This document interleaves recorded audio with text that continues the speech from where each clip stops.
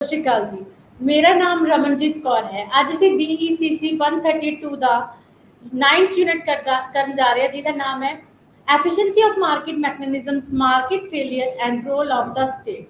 ਬਾਜ਼ਾਰ ਵਿਧੀ ਦੀ ਕੁਸ਼ਲਤਾ, ਬਾਜ਼ਾਰ ਵਿਧੀ ਦੀ ਕੁਸ਼ਲਤਾ ਮਤਲਬ ਐਫੀਸ਼ੀਐਂਸੀ ਇਨ ਮਾਰਕੀਟ, ਬਾਜ਼ਾਰ ਦੀ ਅਸਫਲਤਾ ਮਾਰਕੀਟ ਫੇਲਿਅਰ ਅਤੇ ਸਰਕਾਰ ਦੀ ਭੂਮਿਕਾ ਰੋਲ ਆਫ ਦਾ ਸਟੇਟ ਕਿ ਕੀ ਹੈ ਸਾਡੀ ਇਕਨੋਮੀ ਦੇ ਵਿੱਚ।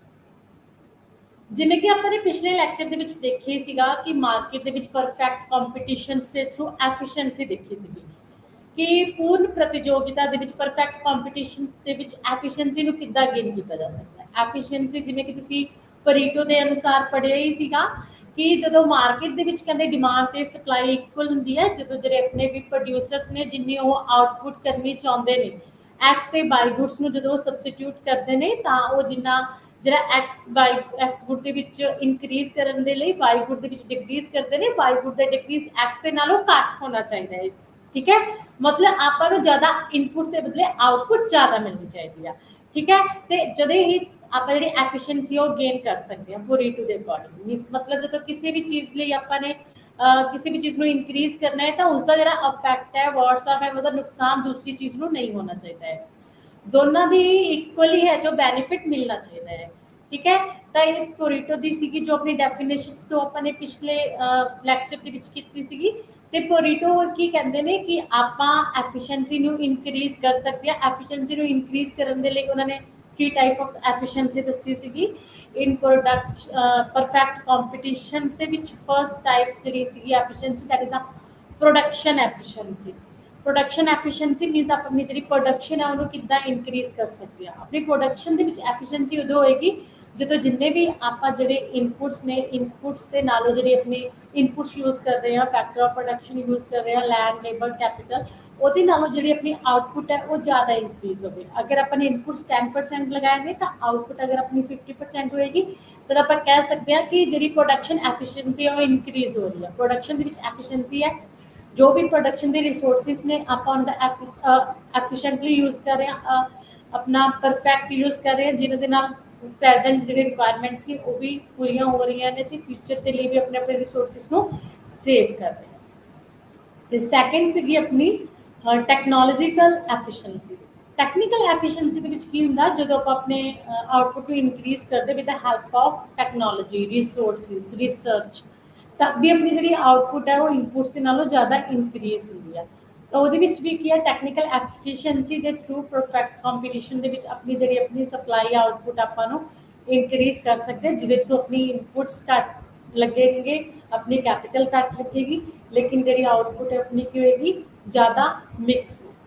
ਐਂਡ ਨੈਕਸਟ ਹੈ ਪ੍ਰੋਡਕਟ ਮਿਕਸ। ਪ੍ਰੋਡਕਟ ਮਿਕਸ ਮੀਨ ਜਦੋਂ ਡਿਫਰੈਂਟ ਟਾਈਪਸ ਆਫ ਪ੍ਰੋਡਕਟਸ ਨੇ ਆਪਾਂ ਉਹਨਾਂ ਨੂੰ ਪ੍ਰੋਡਿਊਸ ਕਰਨਾ ਹੋਵੇ ਤੇ ਉਹਨਾਂ ਦੀ ਜਿਹੜੀ ਆਊਟਪੁੱਟ ਹੈ ਉਹ ਇਨਕਰੀਜ਼ ਹੋਵੇ ਵਿਦਆਊਟ ਇਨਪੁਟਸ। ਮਤਲਬ ਕਿਸੇ ਵੀ ਐਕਸ ਜਾਂ ਵਾਈ ਜਾਂ ਜ਼ੈਡ ਗੁੱਡ ਜਿਨ੍ਹਾਂ ਨੇ ਵੀ ਪ੍ਰੋਡਕਸ਼ਨ ਕਰਨੀ ਆ ਉਹਨਾਂ ਦੇ ਵਿੱਚ ਜਦੋਂ ਇੱਕ ਦੀ ਕੁਆਂਟੀਟੀ ਇਨਕਰੀਜ਼ ਕਰਨੀ ਤਾਂ ਉਹਦਾ ਦੂਸਰੇ ਦੀ ਕੁਆਂਟੀਟੀ ਤੇ ਦੂਸਰੇ ਦੀ ਜਿਹੜੀ ਹੈ ਆਪਣੀ ਐਫੀਸ਼ੀਐਂਸੀ ਉਹਦੇ ਇਫੈਕਟ ਨਹੀਂ ਪੈਣਾ ਚਾਹੀਦਾ। ਤਾਂ ਜਿਵੇਂ ਕਿ 2 ਗੁੱਡਸ ਨੇ, ਜਿਵੇਂ ਆਪਾਂ ਨੇ ਪੜ੍ਹਿਆ ਸੀ ਐਕਸ ਐਂਡ ਵਾਈ, ਤਾਂ ਐਕਸ ਦੇ ਨਾਲ ਜੋ ਵਾਈ ਤੇ ਕੋਈ ਫਰਕ ਨਾ ਪਵੇ, ਵਾਈ ਦੇ ਨਾਲ ਐਕਸ ਤੇ ਵੀ। ਜੇ ਆਪਾਂ ਐਕਸ ਦੀ ਥੋੜੀ ਜਿਹੀ ਕੁਆਂਟੀਟੀ ਘਟਾ ਵੀ ਰਹੇ ਹਾਂ ਵਾਈ ਦੀ ਇਨਕਰੀਜ਼ ਕਰਨ ਦੇ ਲਈ ਤਾਂ ਜਿੰਨੀ ਵਾਈ ਦੀ ਇਨਕਰੀਜ਼ ਕੀਤੀ ਹੈ ਐਕਸ ਦੀ ਜਿਹੜੀ ਪ੍ਰੋਡਕਸ਼ਨ ਹੈ ਉਸ ਤੋਂ ਜ਼ਿਆਦਾ ਹੋਣੀ ਚਾਹੀਦੀ ਹੈ। This is the product mix ਜਿਹਦੇ ਵਿੱਚ ਡਿਫਰੈਂਟ ਟਾਈਪਸ ਆਫ ਪ੍ਰੋਡਕਟਸ ਨੇ ਜਿਹੜੇ ਆਪਾਂ ਪ੍ਰੋਡਿਊਸ ਕਰਦੇ ਹਾਂ। ਠੀਕ ਹੈ, ਤੇ ਜਿਹੜੀ ਇਹ ਐਫੀਸ਼ੀਐਂਸੀ ਸੀਗੀ ਆਪਾਂ ਨੇ ਪਰਫੈਕਟ ਕੰਪੀਟੀਸ਼ਨ ਦੇ ਵਿੱਚ ਪੜ੍ਹੀ ਸੀਗੀ। ਤਾਂ ਹੁਣ ਇਸ ਦੇ ਵਿੱਚ ਕੀ ਆ ਮਾਰਕੀਟ ਫੇਲਿਅਰ, ਕਿ ਐਫੀਸ਼ੀਐਂਸੀ ਦੇ ਹੁੰਦੇ ਹੋਏ ਵੀ ਇਨਐਫੀਸ਼ੀਐਂਸੀ, ਮਤਲਬ ਕਿ ਜੋ ਪ੍ਰੋਬਲਮਸ ਨੇ ਮਾਰਕੀਟ ਦੇ ਵਿੱਚ ਪ੍ਰੋਡਕਟ ਪਰਫੈਕਟ ਕੰਪੀਟੀਸ਼ਨ ਨੂੰ ਫੇਸ ਕਰਨੀਆਂ ਪੈਂਦੀਆਂ ਨੇ। ਠੀਕ ਹੈ, ਤਦ ਆਪਾਂ ਨੇ ਦੇਖੀਏ ਕਿ ਪਰਫੈਕਟ ਕੰਪੀਟੀਸ਼ਨ ਹੁੰਦਾ ਕੀ ਆ। ਪਰਫੈਕਟ ਕੰਪੀਟੀਸ਼ਨ ਦੇ ਬੇਸਿਕ ਅਸੰਪਸ਼ਨਸ ਕੀ ਨੇ। ਪਰਫੈਕਟ ਕੰਪੀਟੀਸ਼ਨ ਜਿਹਦੇ ਵਿੱਚ ਲਾਰਜ ਨੰਬਰ ਆਫ ਬਾਇਰਸ ਤੇ ਸੈਲਰ ਹੁੰਦੇ ਨੇ, ਬਹੁਤ ਸਾਰੇ ਵਿਕਰੇਤਾ ਤੇ ਖਰੀਦਦਾਰ ਹੁੰਦੇ ਨੇ। ਠੀਕ ਹੈ, ਤੇ ਹੋਮੋਜੀਨੀਅਸ ਪ੍ਰੋਡਕਟਸ ਜਿਹੜਾ ਇਹਨਾਂ ਦੇ ਵਿੱਚ ਪ੍ਰੋਡਕਟ ਸੇਲ ਕੀਤਾ ਜਾਂਦਾ ਹੈ ਤੇ ਪਰਚੇਜ਼ ਕੀਤਾ ਜਾਂਦਾ ਹੈ ਉਹ ਕਿੰਨਾ ਹੋਮੋਜੀਨੀਅਸ ਹੁੰਦਾ, ਮਤਲਬ ਸੇਮ ਪ੍ਰੋਡਕਟ ਹੁੰਦਾ ਹੈ। ਜਿਵੇਂ ਕਿ ਪੂਰੀ ਮਾਰਕੀਟ ਦੇ ਵਿੱਚ ਜੋ ਵੀ ਇੰਡਸਟਰੀ ਹੋਏਗੀ, ਇੰਡਸਟਰੀ ਦੇ ਵਿੱਚ ਜਿੰਨੀਆਂ ਵੀ ਫਰਮਸ ਨੇ ਉਹ ਬਿਸਕਿਟ ਅਗਰ ਪ੍ਰੋਡਿਊਸ ਕਰ ਰਹੀਆਂ ਨੇ ਸਾਰੀਆਂ ਬਿਸਕੁਟ ਪ੍ਰੋਡਿਊਸ ਕਰਨਗੀਆਂ, ਪਾਰਲੇ ਜੀ ਪ੍ਰੋਡਿਊਸ ਕਰਨਗੀਆਂ ਤਾਂ ਪਾਰਲੇ ਜੀ ਦਾ ਪ੍ਰਾਈਸ ਵੀ ਸੇਮ ਹੋਏਗਾ, ਪੈਕਿੰਗ ਵੀ ਸੇਮ ਹੋਏਗੀ, ਉਹਨਾਂ ਦਾ ਸਭ ਕੁਝ ਸੇਮ ਹੋਏਗਾ।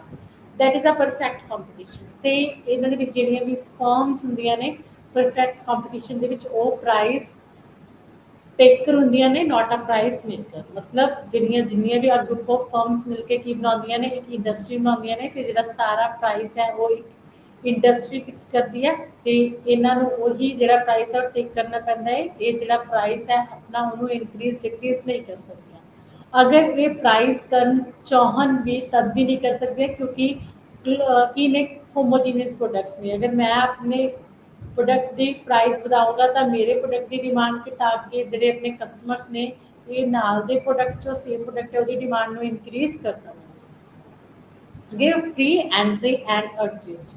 ਇਹਦੇ ਪਰਫੈਕਟ ਕੰਪੀਟੀਸ਼ਨ ਦੇ ਵਿੱਚ ਕੋਈ ਵੀ ਨਿਊ ਫਰਮ ਐਂਟਰ ਕਰ ਸਕਦੀ ਹੈ ਤੇ ਕੋਈ ਵੀ ਪੁਰਾਣੀ ਫਰਮ ਪਰਫੈਕਟ ਕੰਪੀਟੀਸ਼ਨ ਦੇ ਵਿੱਚੋਂ ਬਾਹਰ ਜਾ ਸਕਦੀ ਹੈ।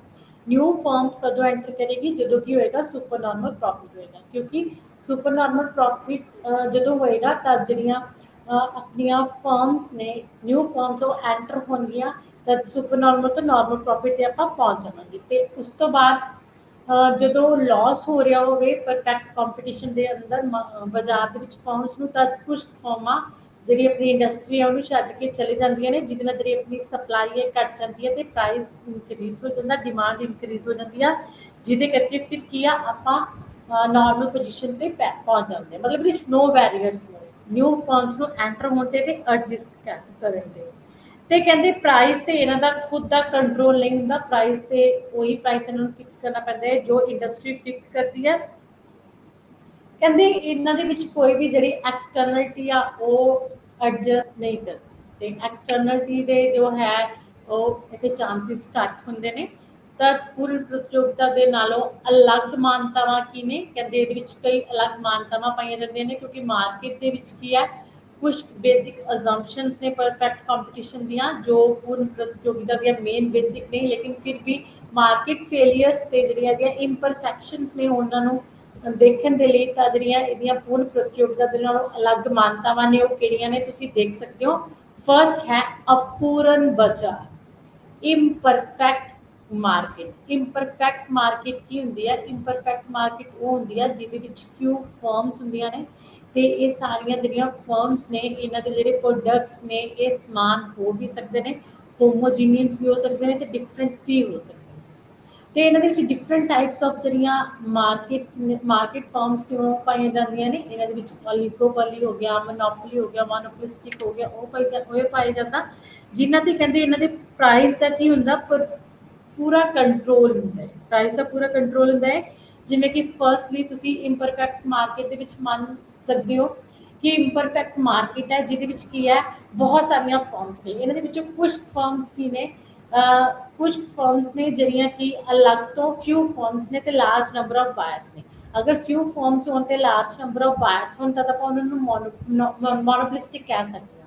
ਮੋਨੋਪੋਲਿਸਟਿਕ ਕਹਿ ਸਕਦੇ ਹਾਂ ਤੇ ਉਹਨਾਂ ਦੇ ਵਿੱਚ ਮੋਨੋਪੋਲਿਸਟਿਕ ਦੇ ਵਿੱਚ ਜੋ ਵੀ ਉਹਨਾਂ ਦੇ ਥਰੂ ਪ੍ਰੋਡਕਟ ਸੇਲ ਕੀਤਾ ਜਾਏਗਾ ਉਹ ਕੀ ਹੋਏਗਾ? ਕਲੋਜ਼ ਸਬਸਟੀਟਿਊਸ਼ਨਸ ਹੋਣਗੇ। ਕਲੋਜ਼ ਸਬਸਟੀਟਿਊਸ਼ਨਸ ਦਾ ਮਤਲਬ ਹੁੰਦਾ ਕਿ ਪ੍ਰੋਡਕਟ ਡਿਫਰੈਂਸ਼ੀਏਟ ਹੋਏਗਾ ਲੇਕਿਨ ਉਹਨਾਂ ਦਾ ਯੂਜ਼ ਆਪਾਂ ਸੇਮ ਨੀਡ ਦੇ ਲਈ ਕਰਾਂਗੇ। ਜਿਵੇਂ ਕਿ ਕੋਲਗੇਟ ਹੋ ਗਿਆ, ਕੋਲਗੇਟ ਦਾ ਯੂਜ਼ ਆਪਾਂ ਕਰਦੇ ਹਾਂ ਬ੍ਰਸ਼ ਕਰਨ ਦੇ ਲਈ, ਟੂਥਪੇਸਟ ਦਾ ਯੂਜ਼ ਕਰਦੇ ਆਪਾਂ ਬ੍ਰਸ਼ ਕਰਨ ਦੇ ਲਈ, ਦੈਨ ਕੋਲਗੇਟ ਆ ਗਿਆ, ਪੈਪਸੋਡੈਂਟ ਆ ਗਿਆ, ਸਵਾਗਾ ਆ ਗਿਆ, ਠੀਕ ਹੈ।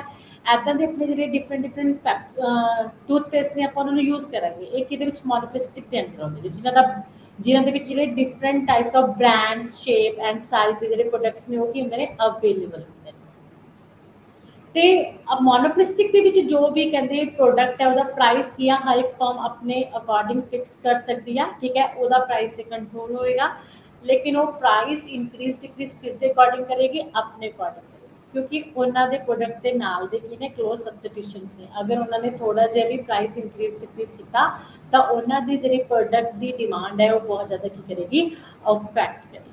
ਤੇ ਮੋਨੋਪੋਲਿਸਟਿਕ ਦੇ ਵਿੱਚ ਕੀ ਹੁੰਦਾ? ਜਿਹੜੇ ਨਿਊ ਫਰਮਸ ਨੇ ਉਹ ਐਂਟਰੀ ਨਹੀਂ ਕਰ ਸਕਦੀਆਂ ਤੇ ਪੁਰਾਣੀਆਂ ਫਰਮਸ ਨੇ ਜਿਹੜੀਆਂ ਐਡਜਸਟ ਨਹੀਂ ਕਰ ਸਕਦੀਆਂ। ਇਹਨਾਂ ਦੇ ਕੀ ਹੁੰਦਾ? ਬੈਰੀਅਰਸ ਹੁੰਦੀਆਂ ਨੇ ਫਰਮਸ ਦੇ ਆਉਣ ਤੇ ਜਾਣ ਤੇ। ਤੇ ਇਹਨਾਂ ਦੇ ਵਿੱਚ ਕੀ ਹੁੰਦਾ? ਇਹਨਾਂ ਦਾ ਮੇਨ ਏਮ ਕੀ ਹੁੰਦਾ ਹੈ? ਮੋਨੋਪੋਲਿਸਟਿਕ ਫਰਮਸ ਦਾ ਪ੍ਰੋਫਿਟ ਮੈਕਸਿਮਾਈਜੇਸ਼ਨ। ਇਹ ਕੀ ਕਰਨਾ ਚਾਹੁੰਦੀਆਂ ਨੇ? ਆਪਣੀ ਸੇਲਸ ਨੂੰ ਇਨਕਰੀਜ਼ ਕਰਨਾ ਚਾਹੁੰਦੀਆਂ ਨੇ ਤੇ ਐਡਵਰਟਾਈਜ਼ਮੈਂਟ ਤੇ ਬਹੁਤ ਸਾਰੀ ਕਾਸਟ ਪੇ ਕਰਦੀਆਂ ਨੇ ਤਾਂ ਜੋ ਜਿਹੜੇ ਕਸਟਮਰਸ ਨੇ ਉਹ ਮੋਟੀਵੇਟ ਹੋਣ ਇਹਨਾਂ ਦੇ ਪ੍ਰੋਡਕਟਸ ਨੂੰ ਬਾਏ ਕਰਨ ਦੇ ਲਈ। ਤੇ ਦੂਸਰਾ ਹੈ ਓਲੀਗੋਪੋਲੀ ਜਾਂ ਓਲੀਗੋਪੋਲਿਸਮ। ਇਹਦਾ ਮਤਲਬ ਕਿੱਦਾਂ ਓਲੀਗੋਪੋਲੀ ਦਾ ਕਹਿੰਦੇ ਜਦੋਂ ਦੋ ਜਾਂ ਦੋ ਤੋਂ ਜ਼ਿਆਦਾ ਫਰਮਸ ਹੋਣ, ਜਦੋਂ ਦੋ ਫਰਮਸ ਹੋਣ ਦੈਟ ਇਜ਼ ਅ ਓਲੀਗੋਪੋਲੀ। ਤੇ ਜਿਹੜੇ ਟੂ ਫਰਮਸ ਨੇ ਇਹ ਕੀ ਆ, ਸੇਮ ਤਰ੍ਹਾਂ ਦਾ ਪ੍ਰੋਡਕਟਸ ਵੀ ਸੇਮ ਕਰ ਸਕਦੀਆਂ, ਸੇਲ ਕਰ ਸਕਦੀਆਂ ਨੇ, ਜਾਂ ਡਿਫਰੈਂਟ ਟਾਈਪ ਆਫ ਜਿਹੜੇ ਪ੍ਰੋਡਕਟਸ ਨੇ ਉਹ ਵੀ ਕੀ ਕਰ ਸਕਦੀਆਂ ਨੇ, ਸੇਲ ਕਰ ਸਕਦੀਆਂ ਨੇ। ਤੇ ਜਿਹੜਾ ਪ੍ਰਾਈਸ ਹੁੰਦਾ ਇਹਦੇ ਵਿੱਚ ਕਹਿੰਦੇ ਉਹ ਪ੍ਰਾਈਸ ਇਹ ਫਰਮਸ ਖੁਦ ਫਿਕਸ ਕਰਨਗੀਆਂ, ਇਹਨਾਂ ਦਾ ਪ੍ਰਾਈਸ ਤੇ ਕੰਟਰੋਲ ਹੁੰਦਾ, ਤੇ ਇਹਦੇ ਵਿੱਚ ਕੋਈ ਵੀ ਨਿਊ ਫਰਮ ਨਹੀਂ ਆ ਸਕਦੀ ਤੇ ਪੁਰਾਣੀ ਫਰਮ ਛੱਡ ਕੇ ਨਹੀਂ ਜਾ ਸਕਦੀ। ਤੇ ਇਹਨਾਂ ਦਾ ਵੀ ਮੇਨ ਏਮ ਕੀ ਹੁੰਦਾ, ਪ੍ਰੋਫਿਟ ਮੈਕਸਿਮਾਈਜੇਸ਼ਨ ਹੁੰਦਾ ਹੈ। ਤੇ ਇਹਦੇ ਵਿੱਚ ਕੀ ਹੁੰਦਾ, ਪ੍ਰਾਈਸ ਡਿਸਕ੍ਰਿਮੀਨੇਸ਼ਨ ਹੁੰਦਾ, ਮੀਨਸ ਪ੍ਰਾਈਸ ਇਹ ਡਿਫਰੈਂਟ ਆਪਣੇ ਅਕੋਰਡਿੰਗ ਆਪਣੇ ਪ੍ਰੋਡਕਟ ਦਾ ਕੀ ਕਰ ਸਕਦੀਆਂ ਨੇ, ਸਿਲੈਕਟ ਕਰ ਸਕਦੀਆਂ ਨੇ। ਤੇ ਉਸ ਤੋਂ ਬਾਅਦ ਇਹ ਮੋਨੋਪੋਲੀ। ਇਮਪਰਫੈਕਟ ਮਾਰਕੀਟ ਦੀ ਇੱਕ ਟਾਈਪ ਹੈ ਮੋਨੋਪੋਲੀ। ਮੋਨੋਪੋਲੀ ਦੇ ਵਿੱਚ ਕੀ ਹੁੰਦਾ, ਓਨਲੀ ਵਨ ਸੈਲਰ ਹੁੰਦਾ and many large number of ਕੀ ਹੁੰਦੇ ਨੇ, ਬਾਇਰਸ ਹੁੰਦੇ ਨੇ। ਮੋਨੋਪੋਲੀ ਦੇ ਵਿੱਚ ਕੋਈ ਵੀ ਇੱਕ ਪ੍ਰੋਡਕਟ ਨੂੰ ਸੇਲ ਕੀਤਾ ਜਾ ਸਕਦਾ, ਸਿਰਫ ਇੱਕੋ ਫਰਮ ਸੇਲ ਕਰਦੀ ਆ, ਹੋਰ ਜਿਹੜੀਆਂ ਫਰਮਸ ਨੇ ਉਹ ਸੇਲ ਨਹੀਂ ਕਰਦੀਆਂ। ਤਾਂ ਮੋਨੋਪੋਲੀ ਦੀ ਐਗਜ਼ਾਮਪਲਸ ਕੀ ਹੈ, ਤੁਸੀਂ ਮੋਨੋਪੋਲੀ ਦੀ ਐਗਜ਼ਾਮਪਲਸ ਵੀ ਦੇ ਸਕਦੇ ਹੋ। ਜਿਵੇਂ ਕਿ Indian railway has monopoly in rail road transportation. ਜਿਹੜੀ ਆਪਣੀ ਇੰਡੀਅਨ ਰੇਲਵੇ ਹੈ ਉਹ ਸਿਰਫ ਆਪਣੀ ਗਵਰਨਮੈਂਟ ਦੇ ਅੰਡਰ ਹੈ। ਇਲੈਕਟ੍ਰਿਸਿਟੀ ਬੋਰਡ ਹੈ ਉਹ ਵੀ ਆਪਣੀ ਗਵਰਨਮੈਂਟ ਦੇ ਅੰਡਰ ਸੀਗਾ। ਐਂਡ ਤੁਸੀਂ ਉਸ ਤੋਂ ਬਾਅਦ ਏਅਰਲਾਈਨਸ ਦੀ ਐਗਜ਼ਾਮਪਲ ਦੇ ਸਕਦੇ ਹੋ, ਜਿਹਦੇ ਵਿੱਚ ਫਿਊ ਸੈਲਰਸ ਨੇ।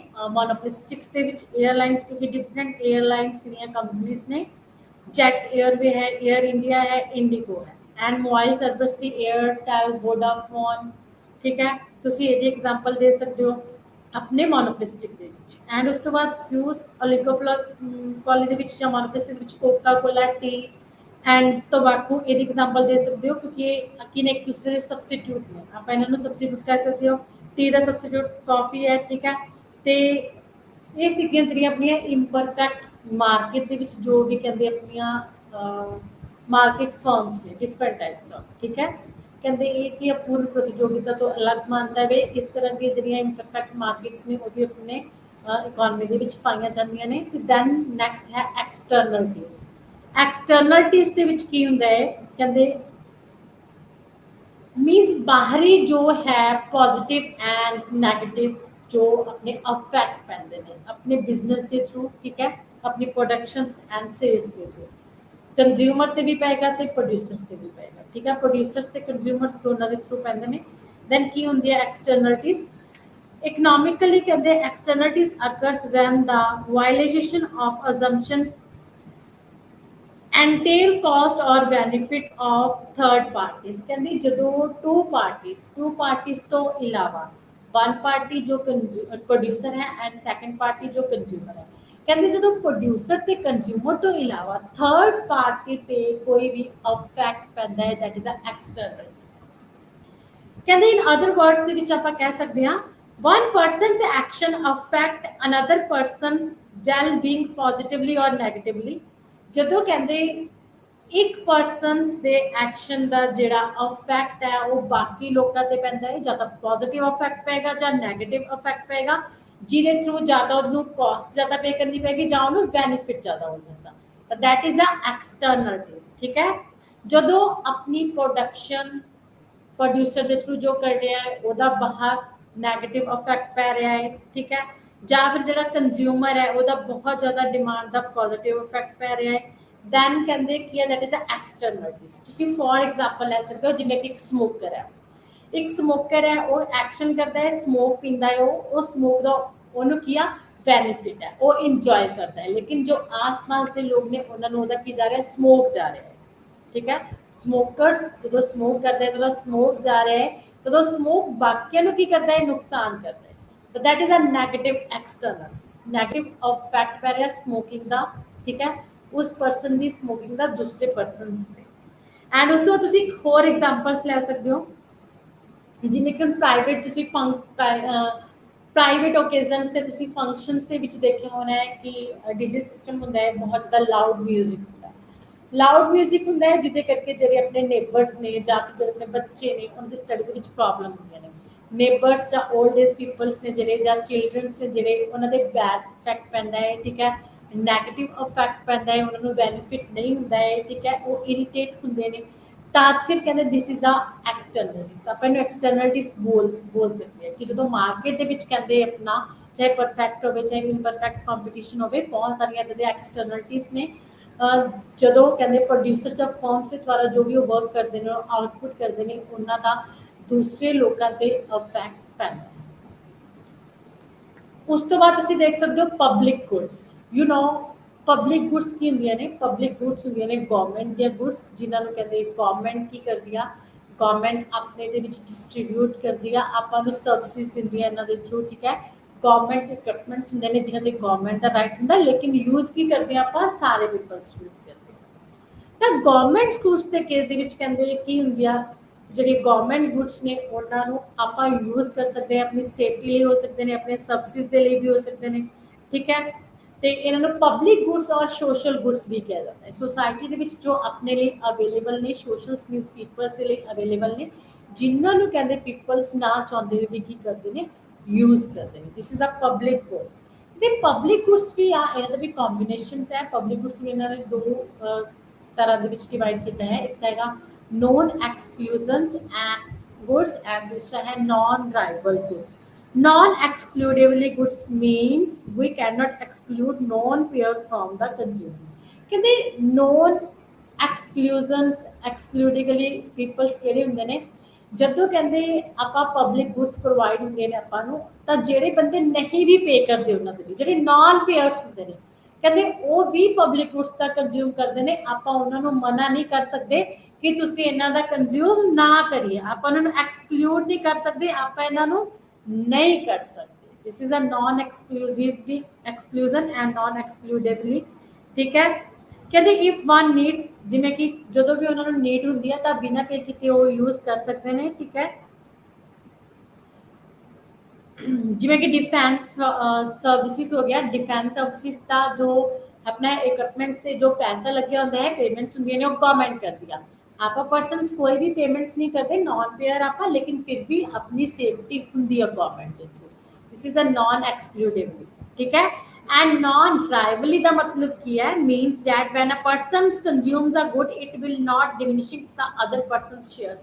ਕਹਿੰਦੇ ਜਦੋਂ ਇੱਕ ਪਰਸਨ ਇਹਨੂੰ ਕੰਜ਼ਿਊਮ ਕਰਦਾ ਹੈ ਤਾਂ ਇਹਦੇ ਨਾਲ ਜਿਹੜਾ ਦੂਸਰਾ ਪਰਸਨ ਹੈ ਉਹਦੇ ਸ਼ੇਅਰਸ ਤੇ ਕੋਈ ਵੀ ਇਫੈਕਟ ਨਹੀਂ ਪੈਂਦਾ ਹੈ, ਉਹਦਾ ਸ਼ੇਅਰਸ ਪਹਿਲਾਂ ਜ਼ਰਾ ਰਹਿੰਦਾ ਹੈ। For example adding one more persons in the society available to be existing members. ਜਿਵੇਂ ਕਿ ਨਿਊ ਬੋਰਨ ਬੇਬੀ ਨੇ, ਤੁਸੀਂ ਦੇਖਿਆ ਕਿ ਨਿਊ ਬੋਰਨ ਬੇਬੀ ਦੇ ਨਾਲ ਕੀ ਆ? ਪੋਪੂਲੇਸ਼ਨ ਇਨਕਰੀਜ਼ ਹੋ ਜਾਂਦੀ ਹੈ। This is a non rival. Population increase ਹੁੰਦੀ ਹੈ, ਵਨ ਮੈਂਬਰ ਹੋਰ ਇਨਕਰੀਜ਼ ਹੋ ਜਾਂਦਾ, ਲੇਕਿਨ ਇਹਦੇ ਨਾਲ ਸੋਸਾਇਟੀ ਤੇ ਕੋਈ ਵੀ ਇਫੈਕਟ ਨਹੀਂ ਪਏਗਾ। ਆਪਾਂ ਨੂੰ ਕੀ ਕਰਦੇ ਹਾਂ? एक्सेप्ट करते हैं। This is a non rival and non exclusively.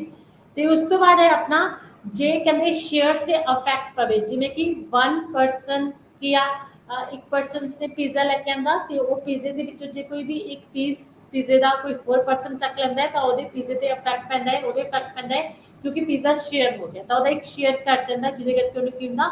ਨੁਕਸਾਨ ਹੁੰਦਾ। That is a private things, ਠੀਕ ਹੈ। ਦੈਨ ਆਪਾਂ ਪਬਲਿਕ ਗੁੱਡਸ ਦੇ ਵਿੱਚ ਬੋਲ ਸਕਦੇ ਹਾਂ ਕਿ ਪਿਓਰ ਪਬਲਿਕ ਗੁੱਡਸ ਕਿਵੇਂ ਹੁੰਦੀਆਂ ਨੇ, ਜਿਵੇਂ ਕਿ ਇੱਥੇ ਨॉन ਰਾਈਵਲ ਤੇ ਨॉन एक्सक्लूजन्स ਗੁੱਡਸ ਦੱਸਿਆ ਹੋਇਆ ਹੈ ਕਿ ਜਿਹੜੀਆਂ ਹੁੰਦੀਆਂ ਨੇ, ਜਿਵੇਂ ਕਿ pure public goods national defence, street lights, judicial system. Street lights national defence ਦੀ ਮੈਂ ਤੁਹਾਨੂੰ ਐਗਜ਼ਾਮਪਲ ਦੇ ਦਿੱਤੀ ਕਿ ਜੋ डिफेंस ਹੈ ਉਹਦੇ ਖਰਚਾ ਗਵਰਨਮੈਂਟ ਕਰਦੀ ਹੈ, ਲੇਕਿਨ ਆਪਾਂ ਨੂੰ ਕੀ ਕਰਦੀ ਹੈ? ਸੇਫ ਕਰਦੀ ਹੈ, ਸੇਫਟੀ ਆਪਾਂ ਨੂੰ ਮਿਲਦੀ ਹੈ। ਆਪਾਂ ਇਹਦਾ ਕੀ ਆ? ਯੂਜ਼ ਕਰਦੇ ਹਾਂ, ਆਪਣੇ ਲਈ ਬਣੀਆਂ ਨੇ डिफेंस ਦੇ ਜੋ ਵੀ ਇਕਵਿਪਮੈਂਟਸ ਨੇ। ਐਂਡ ਸਟਰੀਟ ਲਾਈਟਸ ਦੀ ਤੁਸੀਂ ਗੱਲ ਕਰ ਸਕਦੇ ਹੋ। ਸਟਰੀਟ ਲਾਈਟਸ ਜਿਵੇਂ ਕਿ ਤੁਸੀਂ ਦੇਖੀ ਹੋਣਾ ਕਿ ਆਪਣੇ ਰੋਡਸ ਤੇ ਲਾਈਟਸ ਲੱਗੀਆਂ ਹੁੰਦੀਆਂ ਨੇ, ਆਪਣੀਆਂ ਗਲੀਆਂ ਦੇ ਵਿੱਚ ਸਟਰੀਟਸ ਦੇ ਵਿੱਚ ਲਾਈਟਸ ਲੱਗੀਆਂ ਹੁੰਦੀਆਂ ਨੇ, ਠੀਕ ਹੈ। ਸੋਲਰ ਸਿਸਟਮ ਦੇ ਥਰੂ ਲੱਗੀਆਂ ਹੁੰਦੀਆਂ ਨੇ, ਜਿਨ੍ਹਾਂ ਨੂੰ ਹੁਣ ਬੰਦ ਕਰਨ ਦੀ ਵੀ ਲੋੜ ਨਹੀਂ ਹੈਗੀ। ਜਦੋਂ ਆਪਾਂ ਤੁਰਦੇ ਹਾਂ ਰੋਡ ਦਾ ਯੂਜ਼ ਵੀ ਕਰਦੇ ਹੈਗੇ ਗਵਰਨਮੈਂਟ ਦਾ, ਐਂਡ ਲਾਈਟਸ ਨੇ ਜੋ ਉਹਨਾਂ ਦੇ ਥਰੂ ਵੀ ਸਾਨੂੰ ਰੋਸ਼ਨੀ ਮਿਲਦੀ ਆ। That is a public goods कि जो नॉन पेयर ਆਪਾਂ ਨੇ ਇਸ ਤੇ ਕੋਈ ਵੀ ਵਰਕ ਨਹੀਂ ਕੀਤਾ, ਕੋਈ ਇਹਨਾਂ ਲਈ ਪੇ ਨਹੀਂ ਕੀਤਾ, ਲਾਈਟਸ ਨਹੀਂ ਲਗਾਈਆਂ ਆਪਣੇ ਪੈਸੇ ਦੀਆਂ, ਲੇਕਿਨ ਫਿਰ ਵੀ ਆਪਾਂ ਇਹਨਾਂ ਦੀ ਵਰਤੋਂ ਕਰਦੇ ਹਾਂ। Then is a judicial systems, ਉਹਦੇ ਵਿੱਚ ਵੀ ਜੋ ਵੀ ਆਪਣੇ ਸੰਵਿਧਾਨ ਦੇ ਵਿੱਚ ਜੋ ਵੀ ਆਪਣੇ ਲਾਜ਼ ਬਣੇ ਨੇ ਜਾਂ ਰੈਗੂਲੇਸ਼ਨਸ। ਐਂਡ ਉਸ ਤੋਂ ਬਾਅਦ ਹੈ ਤੁਹਾਡਾ ਟੂਲ ਗੁੱਡਸ। टूल गुड्स हो गया, this is a private goods, जिमें कि थिएटर हो गया, टूल टैक्स हो गया। टूल टैक्स हाँ, toll tax and roads government के अंडर आਉਂਦੀਆਂ ਨੇ, ਠੀਕ ਹੈ। ਤੇ ਇਹਨਾਂ ਦੇ ਵਿੱਚ ਵੀ ਟੈਕਸਿਸ ਹੁੰਦੇ ਨੇ। ਕੇਬਲ ਟੀਵੀ ਆ ਗਿਆ ਤੁਹਾਡਾ। ਐਂਡ ਨॉन एक्सक्लूजन ਦੇ ਵਿੱਚ ਕਹੇਗਾ common resources from grazing in the villages. This is also public ਦੀ ਗੱਲ ਕੀਤੀ ਗਈ ਹੈ ਕਿ ਵਿਲੇजेस ਦੇ ਵਿੱਚ ਤੁਸੀਂ ਦੇਖਿਆ ਹੋਣਾ ਕਿ ਕਿਤੇ ਵੀ ਖਾਲੀ ਜੋ ਆਪਣੀ लैंड पई ਹੁੰਦੀ ਆ ਉਹਦਾ ਜੋ ਹੈ ਆਪਣੇ ਪਰਸਨਸ ਈਜ਼ੀਲੀ ਯੂਜ਼ ਕਰ ਸਕਦੇ ਨੇ ਆਪਣੀਆਂ ਕਾਊਸ ਤੇ ਬੁਫੈਲੋਸ ਨੂੰ ਚੁਗਾਉਣ ਦੇ ਲਈ, ਗ੍ਰੇਜ਼ਲਿੰਗ ਦੇ ਲਈ। And fish taken from the ocean, oceans ਤੇ ਕਿਸੇ ਦਾ ਵੀ ਰਾਈਟ ਨਹੀਂ ਹੈਗਾ, ਓਸ਼ਨਸ ਦੇ ਵਿੱਚੋਂ ਫਿਸ਼ ਟੇਕਰ ਨੇ ਜੋ ਈਜ਼ੀਲੀ ਕੀ ਕਰਦੇ ਨੇ, ਫਿਸ਼ ਲੈਂਦੇ ਨੇ। And irrigation water from the river, river is a public equipments, ਠੀਕ ਹੈ, ਰਿਸੋਰਸਿਸ ਹੈ। ਤੇ ਇਰੀਗੇਸ਼ਨ ਦੇ ਲਈ ਵੀ ਜੋ ਫਾਰਮਰਸ ਨੇ ਜਾਂ ਹੋਰ ਪੀਪਲਸ ਕਿਸੇ ਵੀ ਹੋਰ ਰਿਕੁਆਇਰਮੈਂਟਸ ਦੇ ਲਈ ਜੋ ਰਿਵਰ ਹੈ ਉਹਨੂੰ ਯੂਜ਼ ਕਰਦੇ ਨੇ, this is also public. And ਉਸ ਤੋਂ ਬਾਅਦ ਹੈ ਤੁਹਾਡਾ toll goods theatres and toll taxes road cables, pure private pizza. Private ਦੇ ਵਿੱਚ ਕੀ ਆਉਂਦਾ ਆਪਣਾ, ਪ੍ਰਾਈਵੇਟ ਪੀਜ਼ਾ ਗੁੱਡਸ ਆ ਗਿਆ, ਪੀਜ਼ਾ ਐਂਡ ਮੋਬਾਈਲ ਫੋਨ ਆਪਣੇ ਖੁਦ ਦੇ ਪਰਸਨਲੀ ਨੇ, ਆਪਾਂ ਉਹਨਾਂ ਨੂੰ ਪੇਮੈਂਟਸ ਕਰਕੇ ਪਰਸਨਲੀ ਕੀ ਕਰਦੇ ਹਾਂ, ਯੂਜ਼ ਕਰਦੇ ਹਾਂ। This is a public goods, ਜੋ ਕਹਿੰਦੇ ਪਬਲਿਕ ਸੋਸ਼ਲ ਵੈਲਫੇਅਰ ਦੇ ਲਈ, ਪੀਪਲਸ ਦੇ ਲਈ ਕੀ ਆ, ਆਪਾਂ ਨੂੰ ਪ੍ਰੋਵਾਈਡ ਕਰਦੀ ਹੈ, ਸਰਵਿਸਿਜ਼ ਦਿੰਦੀ ਹੈ, ਜਿਵੇਂ ਕਿ ਐਜੂਕੇਸ਼ਨ ਫੈਸਿਲਿਟੀ ਹੋ ਗਿਆ, ਹੈਲਥ ਫੈਸਿਲਿਟੀ ਹੋ ਗਿਆ, ਠੀਕ ਹੈ, ਜਿਵੇਂ ਕਿ ਹੁਣ ਫੂਡ ਹੋ ਗਿਆ, ਆਪਣਾ ਪੀਡੀਐਸ ਹੋ ਗਿਆ, ਪਬਲਿਕ ਡਿਸਟ੍ਰੀਬਿਊਸ਼ਨ ਸਿਸਟਮਸ। ਤਾਂ ਇਹਦੇ ਵਿੱਚ ਸਭ ਕੁਝ ਕੀ ਹੁੰਦਾ, ਪਬਲਿਕ ਗੁੱਡਸ ਦੀ ਜੋ ਹੈ, ਪਬਲਿਕ ਗੁੱਡਸ ਦਾ ਵੀ ਆਪਣੀ ਜੋ ਮਾਰਕੀਟ ਹੈ ਪਰਫੈਕਟ ਹੋਵੇ ਚਾਹੇ ਇਮਪਰਫੈਕਟ ਕੰਪੀਟੀਸ਼ਨ ਹੋਵੇ, ਉਸ 'ਤੇ ਇਫੈਕਟ ਪੈਂਦਾ ਹੈ, ਕਿਉਂਕਿ ਪਬਲਿਕ ਗੁੱਡਸ ਦੇ ਵਿੱਚ ਜੋ ਵੀ ਪਰਚੇਸਿੰਗ ਹੁੰਦੀ ਹੈ ਪ੍ਰਾਈਵੇਟ ਸੈਕਟਰ ਤੋਂ ਹੀ ਹੁੰਦੀ ਹੈ। ਨੈਕਸਟ ਹੈ ਅਪੂਰਨ ਸੂਚਨਾ, ਇਮਪਰਫੈਕਟ ਇਨਫੋਰਮੇਸ਼ਨ। ਕਹਿੰਦੇ ਜਦੋਂ ਆਪਣੀ ਜਿਹੜੀ ਇਨਫੋਰਮੇਸ਼ਨ ਆ ਉਹ ਇਮਪਰਫੈਕਟ ਹੋਵੇ, ਪ੍ਰੋਪਰ ਨੌਲੇਜ ਨਾ ਹੋਵੇ ਬਾਜ਼ਾਰ ਦੇ ਵਿੱਚ। ਤੁਸੀਂ ਦੇਖਿਆ ਕਿ ਬਾਜ਼ਾਰ ਦੇ ਵਿੱਚ ਜਿਹੜੇ ਆਪਣੇ ਪ੍ਰੋਡਿਊਸਰਸ ਨੇ ਉਹਨਾਂ ਨੂੰ ਪ੍ਰੋਪਰ ਨੌਲੇਜ ਹੁੰਦੀ ਹੈ ਆਪਣੇ ਪ੍ਰੋਡਕਟਸ ਬਾਰੇ, ਉਹਨਾਂ ਨੂੰ ਪਤਾ ਹੈ ਕਿ ਸਾਡੇ ਪ੍ਰੋਡਕਟਸ ਦੇ ਵਿੱਚ ਇਹ ਇੰਗਰੀਡੀਐਂਟਸ ਨੇ ਤੇ ਇਹ ਯੂਜ਼ਸ ਨੇ ਤੇ ਇਹ ਪ੍ਰਾਈਸ ਆ। ਲੇਕਿਨ ਜਿਹੜੇ ਬਾਇਰਸ ਨੇ, ਜਦੋਂ ਇਮਪਰਫੈਕਟ ਕੰਪੀਟੀਸ਼ਨ ਹੁੰਦਾ, ਬਾਇਰਸ ਨੂੰ ਫੁੱਲ ਨੌਲੇਜ ਨਹੀਂ ਹੁੰਦੀ ਹੈਗੀ ਕਿਸੇ ਵੀ ਪ੍ਰੋਡਕਟਸ ਨੂੰ, ਜਦੋਂ ਉਹ ਬਾਏ ਕਰਦਾ, ਬਾਏ ਕਰਨ ਦੇ ਟਾਈਮਸ, ਠੀਕ ਹੈ, ਉਹਨਾਂ ਨੂੰ ਪ੍ਰਾਈਸ, ਪੈਕਿੰਗਸ ਜਾਂ ਫਿਰ ਆਪਣਾ ਇੰਗਰੀਡੀਐਂਟਸ ਤੋਂ ਲਿਖੇ ਹੁੰਦੇ ਨੇ, ਲੇਕਿਨ ਪਰਫੈਕਟ ਨੌਲੇਜ ਨਹੀਂ ਹੁੰਦੀ ਕਿ ਕਿਹੜਾ ਪ੍ਰੋਡਕਟ ਕਿਸ ਪ੍ਰਾਈਸ ਤੇ ਕਿੱਥੋਂ ਮਿਲੇਗਾ। ਕਹਿੰਦੇ ਇਮਪਰਫੈਕਟ ਇਨਫੋਰਮੇਸ਼ਨਸ ਦੇ ਕਰਕੇ ਮਾਰਕੀਟ ਫੇਲਿਅਰਸ ਹੁੰਦੀਆਂ ਨੇ, ਕੰਜ਼ਿਊਮਰਸ ਨੂੰ ਕੀ ਆ, ਲਾਸ ਹੁੰਦਾ ਹੈ, ਐਕਸਟਰਨਲਿਟੀਜ਼ ਹੁੰਦੀਆਂ ਨੇ ਕੰਜ਼ਿਊਮਰਸ ਦੇ ਥਰੂ, ਠੀਕ ਹੈ। ਤਦ ਕਹਿੰਦੇ ਇਹਦੇ ਵਿੱਚ ਆਪਾਂ ਐਗਜ਼ਾਮਪਲ ਲੈ ਸਕਦੇ ਹਾਂ, second hand vehicle sellers has more information about the quality of his cycles. ਇੱਕ ਆਪਣੇ ਮੋਟਰਸਾਈਕਲ ਨੂੰ ਇੱਕ ਸੇਲਸਮੈਨ ਨੇ ਸੇਲ ਕਰਨਾ ਹੈ, ਸੈਕਿੰਡ ਹੈਂਡ ਮੋਟਰਸਾਈਕਲ ਹੈ, ਤਾਂ ਉਹ ਸੈਕਿੰਡ ਹੈਂਡ ਮੋਟਰਸਾਈਕਲ ਜੋ ਸੇਲ ਕਰ ਰਿਹਾ ਹੈ ਉਸ ਬਾਰੇ ਉਸਨੂੰ ਹੀ ਨੌਲੇਜ ਹੋਏਗੀ ਕਿ ਇਸ ਦੇ ਵਿੱਚ ਕੀ ਪ੍ਰੋਬਲਮਸ ਨੇ, ਕਿ ਮੈਂ ਇਹਨੂੰ ਕਿਉਂ ਸੇਲ ਕਰ ਰਿਹਾ। ਲੇਕਿਨ ਜਿਹੜਾ ਬਾਇਰ ਹੈ ਉਹਨੂੰ ਫੁੱਲ ਫਲੈਜ ਨੌਲੇਜ ਨਹੀਂ ਹੋਏਗੀ, ਉਹਨੂੰ ਨਹੀਂ ਪਤਾ ਹੋਏਗਾ ਕਿ ਕੀ ਇਹਦਾ ਵੀਕ ਪੁਆਇੰਟ ਹੈ, ਕਿ ਕਿਸ ਕਰਕੇ ਇਹ ਮੈਨੂੰ ਦਿੱਤਾ ਜਾ ਰਿਹਾ ਹੈ। ਉਹ ਉਹਨੂੰ ਬਾਏ ਕਰ ਲੇਗਾ, ਲੇਕਿਨ ਬਾਅਦ ਦੇ ਵਿੱਚ ਅਗਰ ਉਹਨੂੰ ਪ੍ਰੋਬਲਮ ਕੋਈ ਲਾਰਜ ਆਈ ਤਾਂ ਫਿਰ ਉਹਨੂੰ ਕੀ ਹੋ ਜਾਂਦਾ, ਐਕਸਟਰਨਲੀਜ਼ ਹੁੰਦੀਆਂ, ਉਹਨੂੰ ਪ੍ਰੋਬਲਮ ਹੁੰਦੀ ਹੈ, ਉਹਨੂੰ ਲਾਸ ਹੋ ਸਕਦਾ ਹੈ। ਸੈਕਿੰਡ ਕਹਿੰਦੇ ਲੇਬਰ ਮਾਰਕੀਟ, ਜਿਵੇਂ ਕਿ ਲੇਬਰ ਮਾਰਕੀਟ ਹੈ, ਲੇਬਰ ਮਾਰਕੀਟ ਦੇ ਵਿੱਚ ਲੇਬਰ ਦੀ ਡਿਮਾਂਡ ਤੇ ਸਪਲਾਈ ਹੁੰਦੀ ਆ। ਹੁਣ ਲੇਬਰ ਮਾਰਕੀਟ ਦੇ ਵਿੱਚ ਜੋ ਲੇਬਰ ਹੈ ਉਹਨੂੰ ਹੀ ਆਪਣੀਆਂ ਸਕਿੱਲਸ ਬਾਰੇ ਪਤਾ ਹੁੰਦਾ ਹੈ ਕਿ ਮੈਂ ਕਿਸ ਸਕਿੱਲਸ ਦੇ ਲਈ ਕੀ ਹਾਂ ਅੱਛਾ। ਅਗਰ ਕਹਿੰਦੇ ਲੇਬਰ ਮਾਰਕੀਟ ਦੇ ਵਿੱਚ ਕੋਈ ਵੀ ਫਾਰਮਿੰਗ ਕਰ ਰਿਹਾ ਹੈ, ਕੋਈ ਵੀ ਲੇਬਰ ਫਾਰਮਰ ਦੇ ਵਿੱਚ ਐਕਸਪਰਟ ਹੈ, ਉਹ ਫਾਰਮਿੰਗ ਵਾਲਾ ਵਰਕ ਅੱਛੀ ਤਰ੍ਹਾਂ ਕਰ ਲੇਗਾ। ਲੇਕਿਨ ਜਿਹੜਾ ਬਾਇਰ ਹੈ ਜੋ ਲੇਬਰ ਦੀ ਸਰਵਿਸਿਜ਼ ਲੈ ਰਿਹਾ ਹੈ ਉਹਨੂੰ ਨਹੀਂ ਪਤਾ ਹੈ, ਉਹ ਉਹਨੂੰ ਆਪਣੀ ਕੰਪਨੀ ਦੇ ਵਿੱਚ ਲੈ ਕੇ ਜਾ ਰਿਹਾ, ਉਹਨੂੰ ਡਾਕੂਮੈਂਟੇਸ਼ਨ ਵਰਕ ਦੇ ਲਈ ਲੈ ਕੇ ਜਾ ਰਿਹਾ ਜਾਂ ਫਿਰ ਕੋਈ ਕੰਪਿਊਟਰ ਦਾ ਵਰਕ ਦੇ ਲਈ ਲੈ ਕੇ ਜਾ ਰਿਹਾ। ਤਾਂ ਫਿਰ ਕਹਿੰਦੇ ਉਹਨੂੰ ਉਹਦੀ ਸਕਿੱਲਸ ਬਾਰੇ ਨਹੀਂ ਪਤਾ, ਅਗਰ ਉਹ ਉਹਨੂੰ ਲੈ ਕੇ ਜਾਏਗਾ ਤਾਂ ਫਿਰ ਉਹਦਾ ਨੁਕਸਾਨ ਜੋ ਆਪਣਾ ਬਾਏ ਹੈ, ਜੋ ਮਾਰਕੀਟ ਦੇ ਵਿੱਚ ਲੇਬਰ ਦੀ ਡਿਮਾਂਡ ਕਰ ਰਿਹਾ ਉਸਨੂੰ ਹੀ ਹੋਏਗਾ। ਕਹਿੰਦੇ ਇੱਦਾਂ ਦੀ ਜਿਹੜੀਆਂ ਇੰਪਰਫੈਕਸ਼ਨ ਇਨਫੋਰਮੇਸ਼ਨਸ ਨੇ ਉਹਨਾਂ ਦੇ ਕਾਰਨ ਹੀ ਆਪਣੇ ਜਿਹੜੇ ਐਕਸਟਰਨਲਿਟੀਜ਼ ਨੇ ਉਹ ਆਉਂਦੀਆਂ। ਦੈਨ ਫਿਰ ਇੱਕ ਇੰਸ਼ੋਰੈਂਸ ਏਜੰਸੀ ਦੀ ਐਗਜ਼ਾਮਪਲ ਹੈ, ਕੋਈ ਵੀ ਪਰਸਨ इंश्योरेंस करवा रहा है, एजेंसी ਨੂੰ नहीं पता कि ये पर्सन इंश्योरेंस क्यों करवा रहा है। टू पर्सनस ने, एक पर्सन स्ट्रॉन्ग है, ਉਹਨੂੰ ਕੋਈ ਵੀ ਪ੍ਰੋਬਲਮ ਨਹੀਂ ਹੈਗੀ, ਦੂਸਰੇ ਪਰਸਨ ਨੂੰ ਹੈਰੀਡੇਟ ਪ੍ਰੋਬਲਮ ਹੈ, ਉਹ ਜਾਂ ਫਿਰ ਉਹ ਸਮੋਕਿੰਗ ਕਰ ਰਿਹਾ ਹੈ, ਡਰੱਗਸ ਲੈ ਰਿਹਾ ਹੈ, ਤੇ ਤੁਹਾਨੂੰ ਪਤਾ ਹੈ ਕਿ ਮੈਂ ਆਪਣੀ ਲਾਈਫ ਦਾ ਇੰਸ਼ੋਰੈਂਸ ਕਰਵਾਵਾਂ ਉਹਨੂੰ ਇੱਦਾਂ ਹੈ ਕਿਉਂਕਿ ਮੈਨੂੰ ਅੱਗੇ ਜਾ ਕੇ ਪ੍ਰੋਬਲਮ ਆ ਸਕਦੀ ਹੈ, ਦੈਨ ਮੇਰੀ ਫੈਮਿਲੀ ਸੇਫ ਰਹੇ। ਤਾਂ ਫਿਰ ਕੀ ਆ, ਏਜੰਸੀ ਨੂੰ ਨਹੀਂ ਪਤਾ, ਏਜੰਸੀ ਦੋਨਾਂ ਪਰਸਨ ਸੇ ਇੰਸ਼ੋਰੈਂਸ ਕਰਵਾਏਗੀ ਤੇ ਦੈਨ ਫਿਰ ਇੱਕ ਸਟਰੋਂਗ ਹੈ, ਉਹ ਆਪਣਾ ਲੌਂਗ ਟਾਈਮ ਜਾ ਰਿਹਾ ਹੈ ਤਾਂ ਉਹਦੇ ਥਰੂ ਏਜੰਸੀ ਨੂੰ ਬੈਨੀਫਿਟ ਹੋ ਸਕਦਾ ਹੈ। ਲੇਕਿਨ ਦੂਸਰਾ ਪਰਸਨ ਜੋ ਇੰਸ਼ੋਰੈਂਸ ਕਰਵਾ ਰਿਹਾ ਹੈ ਉਹਦੀ ਡਰੱਗਸ ਲੈਣ ਕਰਕੇ ਜਾਂ ਸਮੋਕਿੰਗ ਕਰਕੇ ਸਿਹਤ ਅੱਛੀ ਨਹੀਂ ਹੈਗੀ, ਦੈਨ ਉਹਦੇ ਥਰੂ ਜਿਹੜੀ ਏਜੰਸੀ ਆ ਉਹਨੂੰ ਪੇਮੈਂਟਸ ਜਲਦੀ ਕਰਨੀ ਪੈਂਦੀਆਂ ਨੇ ਇੰਸ਼ੋਰੈਂਸ ਸਕੀਮਸ ਦੇ ਥਰੂ। ਜਦ ਕਹਿੰਦੇ ਆਪਣੀ ਏਜੰਸੀ ਨੂੰ ਕੀ ਹੋ ਸਕਦਾ, ਲਾਸ ਹੋ ਸਕਦਾ। ਇਮਪਰਫੈਕਟ ਔਰ ਇਨਫੋਰਮੇਸ਼ਨਸ ਕਰਕੇ ਕਿਸੇ ਵੀ ਪਰਸਨਸ ਨੂੰ ਲਾਸ ਹੋ ਸਕਦਾ ਹੈ, ਨੈਗੇਟਿਵ ਐਕਸਟਰਨਲਿਟੀਜ਼ ਆ ਸਕਦੀ ਹੈ। ਨੈਕਸਟ ਹੈਗਾ ਐਡਵਰਸ ਸਿਲੈਕਸ਼ਨ। ਐਡਵਰਸ ਸਿਲੈਕਸ਼ਨ ਦਾ ਮਤਲਬ ਕਿ ਵਿਪਰੀਤ ਚੋਣ, ਜਦੋਂ ਆਪਾਂ ਗਲਤ ਚੋਣ ਕਰਦੇ ਹਾਂ, ਜਦੋਂ ਆਪਣੀ ਚੁਆਇਸ ਸਹੀ ਨਹੀਂ ਹੁੰਦੀ, ਆਪਾਂ ਮਾਰਕੀਟ ਦੇ ਵਿੱਚ ਕੀ ਕਰਦੇ ਹਾਂ, ਬਾਇਰਸ ਤੇ ਜਿਹੜੇ ਸੈਲਰਸ ਨੇ ਡਿਫਰੈਂਟ ਪ੍ਰੋਡਕਟਸ ਦੇ ਜਿਹੜੇ ਉਹ ਸੇਲ ਦੇ ਪਰਚੇਸ ਕਰਦੇ ਨੇ ਤੇ ਡਿਫਰੈਂਟ ਪ੍ਰੋਡਕਟਸ ਦੀ ਉਹਨਾਂ ਨੂੰ ਪ੍ਰੋਪਰ ਨੌਲੇਜ ਨਹੀਂ ਹੁੰਦੀ। ਦੈਨ ਫਿਰ ਕੀ ਹੁੰਦਾ ਹੈ, ਜਿਵੇਂ ਕਿ ਮੈਂ ਐਗਜ਼ਾਮਪਲ ਦਿੱਤੀ ਹੈ ਸਮੋਕਰ ਦੀ ਤੇ ਨੋਨ ਸਮੋਕਰ ਦੀ ਹੀ ਐਗਜ਼ਾਮਪਲ ਦਿੱਤੀ ਹੋਈ ਹੈ ਕਿ ਇੰਸ਼ੋਰੈਂਸ ਕਰਵਾ ਰਹੇ ਨੇ। ਇੰਸ਼ੋਰੈਂਸ ਦੇ ਵਿੱਚ ਕੀ ਹੈ, ਜੋ ਇੰਸ਼ੋਰੈਂਸ ਏਜੰਸੀ ਹੈ ਕਿ ਉਹਨੂੰ ਸਮੋਕਰ ਦੇ ਨੋਨ ਸਮੋਕਰ ਦੇ ਬਾਰੇ ਨਹੀਂ ਪਤਾ ਕਿ ਕੌਣ ਸਮੋਕਿੰਗ ਕਰ ਰਿਹਾ ਕੌਣ ਸਮੋਕਿੰਗ ਨਹੀਂ ਕਰ ਰਿਹਾ। ਦੋਨਾਂ ਦੇ ਇੰਸ਼ੋਰੈਂਸ ਕਰਦੀ ਹੈ ਲੇਕਿਨ ਨॉन ਸਮੋਕਰਸ ਦੀ ਹੈਲਥ ਨਾਲ ਰਿਲੇਟਡ ਕਾਫੀ ਪ੍ਰੋਬਲਮਸ ਨੇ ਜਿਨ੍ਹਾਂ ਕਰਕੇ ਏਜੰਸੀ ਤੇ ਐਡਵਰਸ ਜਿਹੜੇ ਇਫੈਕਟ ਨੇ ਸਿਲੈਕਸ਼ਨ ਕਰਕੇ ਪੈ ਸਕਦੇ ਨੇ। ਠੀਕ ਹੈ, ਕਹਿੰਦੇ ਕਿਸੇ ਵੀ ਪਰਸਨ ਦੇ ਕਰੈਕਟਰ ਤੇ ਨਹੀਂ ਲਿਖਿਆ ਹੁੰਦਾ, ਕਿਸੇ ਚੀਜ਼ ਤੇ ਨਹੀਂ ਲਿਖਿਆ ਹੁੰਦਾ ਕਿ ਪ੍ਰੋਡਕਟ ਕਿੱਦਾਂ ਦਾ ਹੋਏਗਾ, ਇਹਦੀ ਪ੍ਰਾਈਸ ਕਿੰਨੀ ਹੋਏਗੀ। ਦੈਨ ਐਡਵਰਸ ਸਿਲੈਕਸ਼ਨਸ ਕਰਕੇ ਵੀ ਜੋ ਆਪਾਂ ਨੂੰ ਬੈਨੀਫਿਟਸ ਨੇ ਤੇ ਮਾਰਕੀਟ ਦੇ ਵਿੱਚ ਜੋ ਫੇਲੀਅਰਸ ਨੇ ਆਪਾਂ ਨੂੰ ਉਹ ਸਹਿਣ ਕਰਨੀਆਂ ਪੈਂਦੀਆਂ। ਉਸ ਤੋਂ ਬਾਅਦ ਹੈ ਨੈਤਿਕ ਖਤਰਾ, moral hazards. Moral hazards means ਕੋਈ ਵੀ ਸਾਨੂੰ ਮੋਰਲ ਪ੍ਰੋਬਲਮ, ਮੋਰਲ ਸਾਡਾ ਸਟੇਟਸ ਲੋ ਹੋਣਾ, ਠੀਕ ਹੈ।